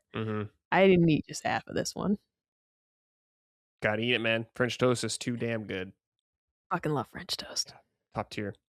All right. Jeff Willingham wrote in and said, "Hey, crew, this year I played Silk Song and absolutely loved it. This got me to purchase Metroid Dread recently, and while playing earlier today, I was sitting there wondering if this is one of my favorite games of all time. I was a bit stunned to look up Gene's review in the Washington Post, and I'm wondering if his thoughts on the game have changed at all. To be clear, I don't think it's a bad review or anything. It just seemed like some things stood out as larger problems to Gene, and I'd like to hear if he still feels the same. Thanks as always, and take care." Yep, I've definitely changed my mind on Metroid Dread. I was like a little softer on it. Oh, okay. No, I forgot what even my issues were with it. I think maybe it was too hard, and then I 100% completed it. So it's like, yeah, I'm trying to think, Gene. Like, I haven't played since it came out, so it's been a while. I remember getting kind of like sick of the robot encounters, I guess. Yeah. The enemy encounter stuff wasn't always fun, you know? Yeah. Yeah, because you're just kind of stuck doing that, and then if you can't get past it, then you're fucked, right? Yeah, I think they just did it a little too many times for me, I think, throughout the game. I agree. But otherwise, I think the game's pretty stellar. But I haven't played it in a long time. I think it's fantastic. I think it's got some of the best boss fights ever. Like, not even in the series, just ever of all time. So I thought the story is great. The graphics are fantastic. The world is amazing. I think the music was... I don't remember much of the music, so maybe that's one thing. Sure. You know, like Metro music was always popping, and I literally don't remember anything from the soundtrack. I love that the parry is back for it. Yeah, I've been wanting to replay it for some time, but... I played the shit out of it. So yeah, but yes, Jeff, I absolutely have. It was kind of like with Eternal to me too, because when I play, if you look at my review for Eternal, I was pretty mid on it, and now I think it's like the greatest game ever made on the PS5. You know, ever, exclusive. You know, yeah. Opinions change sometimes. Yeah. Tom Sweetie Road said, "Hello, BGM. I wanted to ask if it's weird to be connected to enthusiast game spaces like this, but not really care about the wider industry. Every day, there seems to be a controversy, and every time it seemingly is lost because gamers have zero self-control, but have one big mouth. Is it weird to be eventually so numb that you really don't care, even though you should? This really isn't a Nintendo-based question, but I thought I'd ask since you are very knowledgeable about other parts of the industry as well as the big N. Anyways, I'm going to eat some Cracker Barrel like Colin should and live in blissful ignorance. Let me see here. Is it really a problem? Like, I think like I mean, my self-control, take on what he's saying is like, is it okay He to doesn't- sort of focus on certain like, if you want to just listen to our podcast but not pay attention to like wider gaming news? Yeah, I think that's totally fine. You know, it's what I do with a lot of things. When it comes to the NFL, for example, I have my favorite football podcast. I listen to all their episodes. I'm not checking in with like the mainstream stuff from like ESPN, for example. I'm cool just listening to like my fan-made podcast, and that's really all I need. So I don't think there's anything wrong with being, I don't know, frustrated by the discourse at some of like the larger outlets, for example, and like their fan base and everything, and just being like, I don't want to deal with this. I don't want to deal with this week.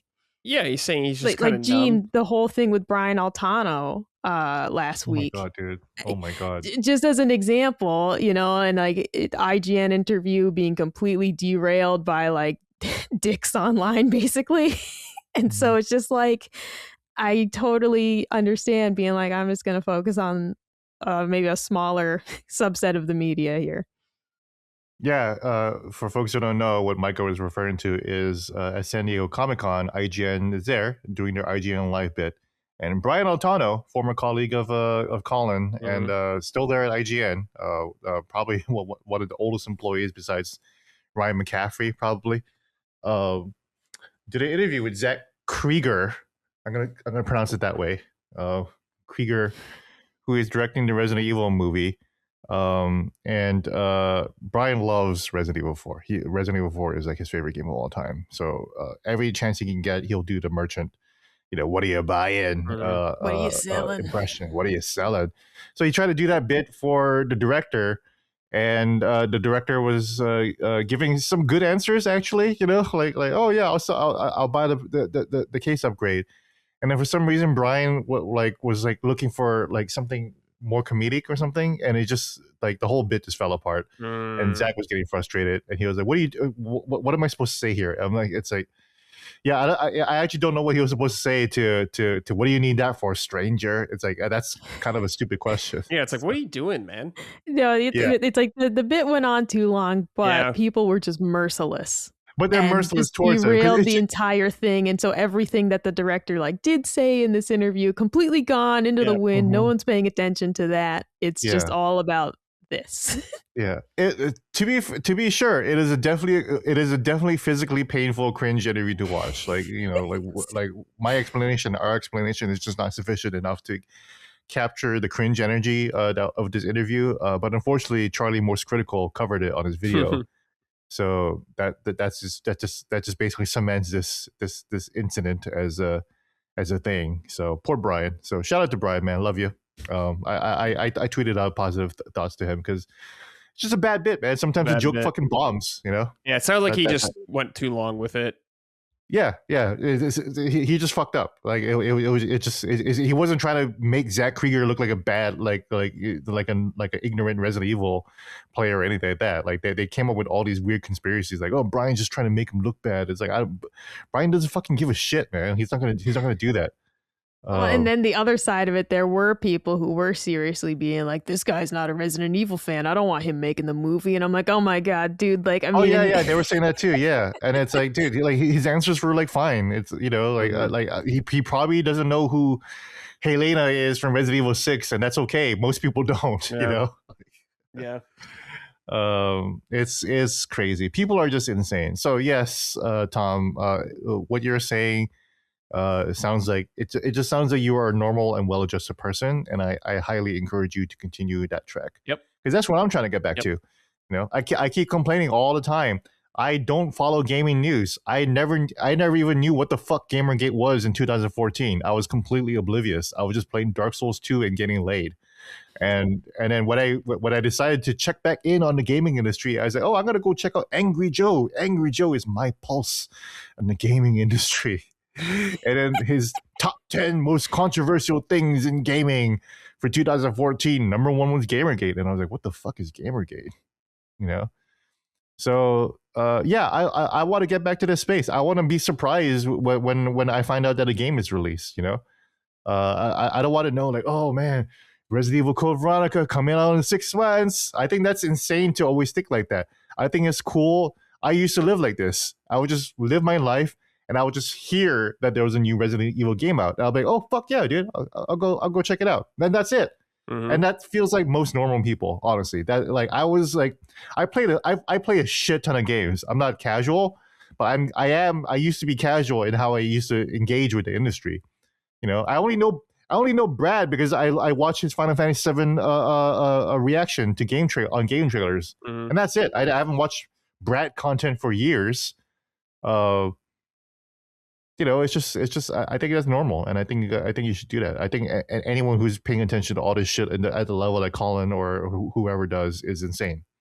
You know. Yeah, it's like, do you care about it or no? That's all it really matters. You don't have to care about it. So Fine. you say here, Tom, that you say, you know, is it weird to be eventually so numb that you really don't care, even though you should? No, you know, maybe you should care about like your local politics and like what, like, you know, like who is becoming mayor or stuff like that. But unfortunately, most people don't care about that. But you should.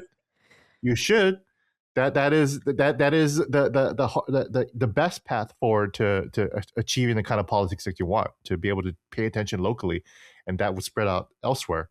But most people don't do that because most people are just paying attention to whatever Trump or Biden or whoever fucking does it, you know?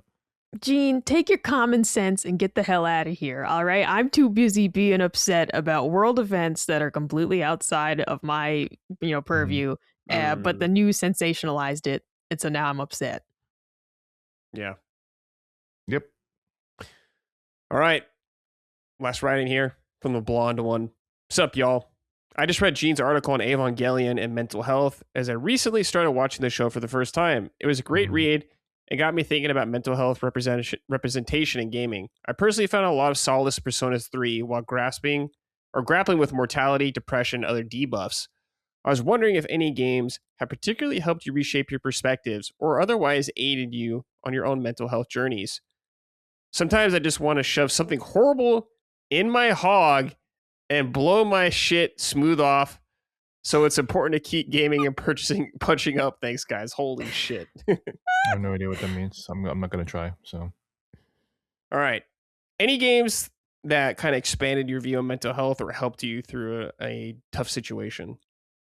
Yes. The two that I wrote down for this are, and spoiler free, Tales of Berseria has a whole like sub storyline just about moms. And that hit me really hard when I played it, because it was when my mom was actively shunning me because I left the Jehovah's Witnesses. And so I had to just pause the game and have a good cry about it. But it forced me to kind of face all these feelings that I'd just been like kind of stuffing down and ignoring. So Tales of Berseria, what a game. Really, really got me. Still means a lot to me. And the other one I wrote down was Shining Resonance Refrain, which is excellent, and I highly recommend it. That game had a quote that has just stuck with me for years. I played that game after leaving a really bad relationship, and I was struggling to enjoy my hobbies again, because it was a bunch of shared hobbies with that ex, right? Even stuff like Game Grumps. I didn't watch Game Grumps for months because it was like we used to watch together every single day. And so it was just like, and gaming was difficult because he really helped get me into gaming in the first place. So Shining Resonance Refrain was one of the first like JRPGs I played after that breakup and like got really into it.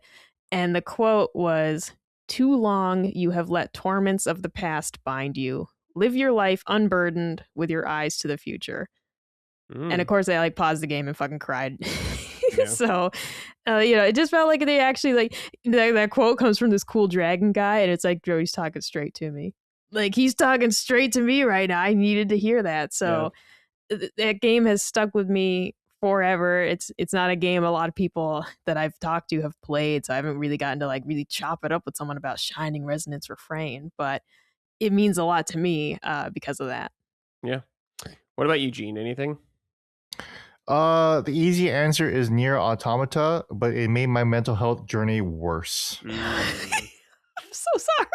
I wasn't expecting I that. became more depressed. I became more hopeless. I'm so sorry. After I played the game and I saw the final ending, I was like, I was deep in therapy at the time, and like I spent the whole session just talking about Nier Automata the whole time, and I had to This shit explain was the so whole game. sad, man.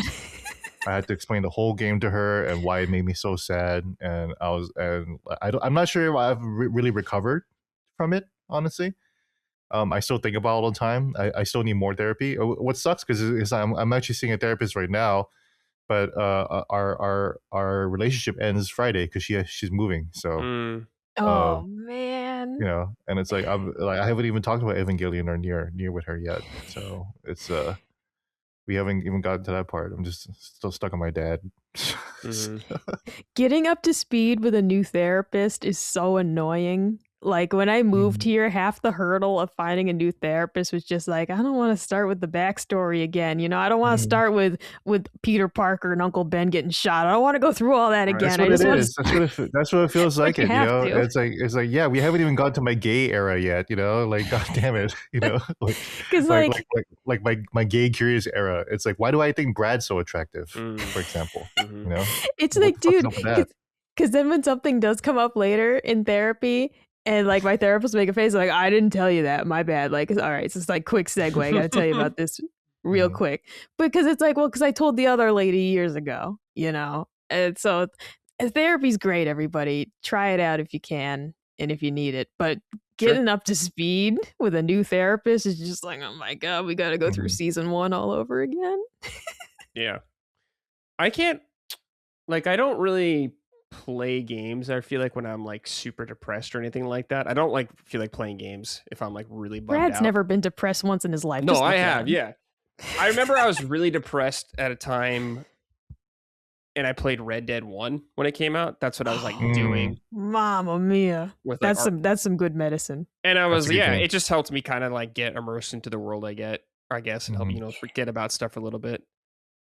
But usually when Breath of the Wild was that for me for sure. I was like, I just got dumped in the worst possible way, and I hadn't bought a Switch. Again, I don't buy consoles day one, right? So I was like, well, there is that new Nintendo system out, and that shitty Wii U I'm version. single, and it's like so because I played Breath of the Wild on Wii U, and I was like, oh yeah, it was awesome. I loved it, foundational game, and I was like, I should just buy myself a Switch. So. And went on Craigslist and bought it for like a $200, or I think it was $100 markup. I bought it for like $400. Totally worth it. It was awesome. I think about Hellblade, and I'm like, okay, mental health's like a big thing with that game, and I'm like, I don't feel like I got any better understanding about mental health really from that game at all that I can think of. Nope. I'm just like just whispers, I guess. Like I don't know, but nope. I don't know. It doesn't, because it doesn't really say anything about mental health, you know. It just uses it as a fucking gimmick, and that's exactly why I've criticized Ninja Theory before, and people get mad at me because they're like, "Oh, how dare he do that?" And I say, "Well, what the fuck does it accomplish though about mental health? It doesn't help you like Evangelion does, you know." Yeah, Evangelion does help you. It's super hopeful. Yeah, very depressing, but it's about depression and how you fight your way out of it. Yeah, I don't know.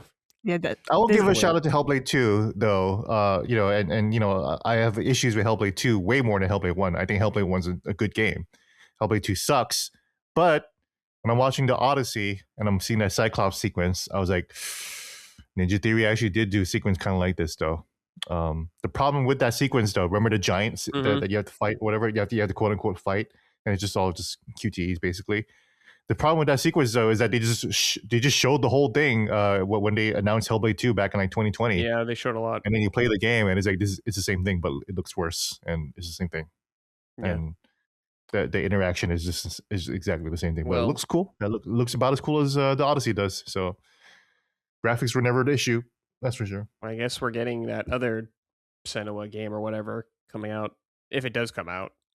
Yeah, Persona 3 I haven't played yet, so hearing about Oh my that, god, it's so good. I should probably play Persona I 3. don't remember like a lot of the story beats, I guess, from that game. I have played through it. It's just been a long time, so I don't remember like Persona 3, how people you haven't played. resonate with it. I just don't Did you remember. play Reload? No. Persona Oh, 3, I the played new. some of it. I didn't finish it though. Oh, gotcha. I guess like 5 resonated with me more than that I can recall somehow. 5 was good. 5 was Yeah. great. Love 5. Ryuji, my beloved. Yeah, Ryuji's cool. All right, guys, that's it. We're done. Another episode of the books. Hooray! We did it. Gene, this is it, right? For you for a while? This is it for now. I'm gonna take a break. Might come back again. Who knows? Yep. If I'm bad with my money again. But thanks to all the commenters out there for supporting me being on here. I did see some comments. I am doing better about ignoring comments. I actually unfollowed the regular Last Stand Media subreddit in general too. Sorry. I know some of you guys are super cool, but I just don't need to pay attention to that at all. But I've seen some comments where people are like, "Oh man, Brad, Micah, and Gene have the best chemistry in network," and I think that's actually true, right? Because when you think about the other network, like Colin, Dustin, and Chris all hate each other. Clearly, Yeah, true. They all fucking hate each other. Can't stand each other. Yeah, and with defending Duke, it's not fair because Maddie and Cog are gay, so. That doesn't count as like good chemistry, right? That's like unfair. If you're like a homosexual couple, like it doesn't matter. So, so that makes a default like the best chemistry. I think factually. Yeah, we're like a DEI diverse casting right here. We're all different races from different backgrounds. Yeah, there you go. That's true. That's true. Micah's 2 races too. What the fuck? So greedy. Just taking all the race cards. I got a whole wallet full of them. Yeah. That's funny. But yeah, so I do agree that we, actually I do think that we have amazing chemistry. So that's why I like coming back. I miss hanging out with you guys. It's super fun. Especially if you just get to talk about whatever bullshit. That's the most fun. Oh, there's always bullshit. Hopefully I'll be back, but you'll hear me on Summon Sign this Monday. So. Yeah, this Monday or the one after that. We got to figure out an embargo. Oh, gotcha. Roger that. Yeah. But soon. You'll be on there in a week or two, regardless. Soonish. I will play a video game before then. Yes. Yeah. So we'll have Gene on there for that. That'll be cool. Yeah. I did beat Assassin's Creed Odyssey, finally. It took me 8 years to beat Assassin's Creed Odyssey, man. So fucking long, dude. That game took me 8 years to beat. I don't think I've ever taken any longer than any game than Assassin's Creed Odyssey. But I finally I killed all the cultists. Did all the side quests. It's over. Yeah, it's over. Like the actual Odyssey. Just tack on a few more years. Yeah. No shit, dude. The actual Odyssey was 10 years, right? I just needed 2 more years to match the actual Odysseus. I played Assassin's Creed Odyssey longer than he was stuck on the island with Calypso, Charlize Theron, because he was stuck on the island for 7 years. I played Assassin's Creed Odyssey for 8 years, man. 7 years is light work, man. To spend it with Charlize Theron, no problem. No problem. What are you complaining about, dude? Come on. All right. Mike, any final thoughts or words before we get out of here? I'd like you to ask the Magic Conch if Cone Mouth Kirby is safe for anus. Do you want me to actually ask it that? Yeah, just ask it. Is the Kirby safe for the anus? Is Cone Kirby safe for the anus? No. Did you hear that? All right. Yeah. All right. I will respect her. I will respect her. What a discouraging But I'll say conch. Flared base, I feel, but you know what? The conch that's quite the stretch. Pun intended. Yeah, that's quite the stretch. Like that looks pretty thick. So, I mean, some of you maybe I won't come back. Yeah. No, Gene. The next you don't want to be back here, for this shit, Gene? No, the next time that Gene is here, we're going to do our fake constellation topic about the best sex advice from Cosmopolitan. Well, the worst advice from Cosmopolitan. Yeah. I'll compile the worst tips. Yeah, you can ask us if it's good advice or not. Good advice or bad? Bad tips or bad tips? Yep. All right, we got to get the fuck out of here. Enough. Thanks, everybody, for watching, listening. We appreciate it. See you next week. Bye-bye. Punching Up, a Nintendo podcast, is a product of Last Stand Media and Collins Last Stand LLC and is proudly recorded in the USA. The show is written and hosted by me, Bradley Ellis. My co-hosts are Gene Park and Micah Moriarty. The show is edited and produced by Dustin Furman. All of Last Stand's theme music is by Ramon Narvaez.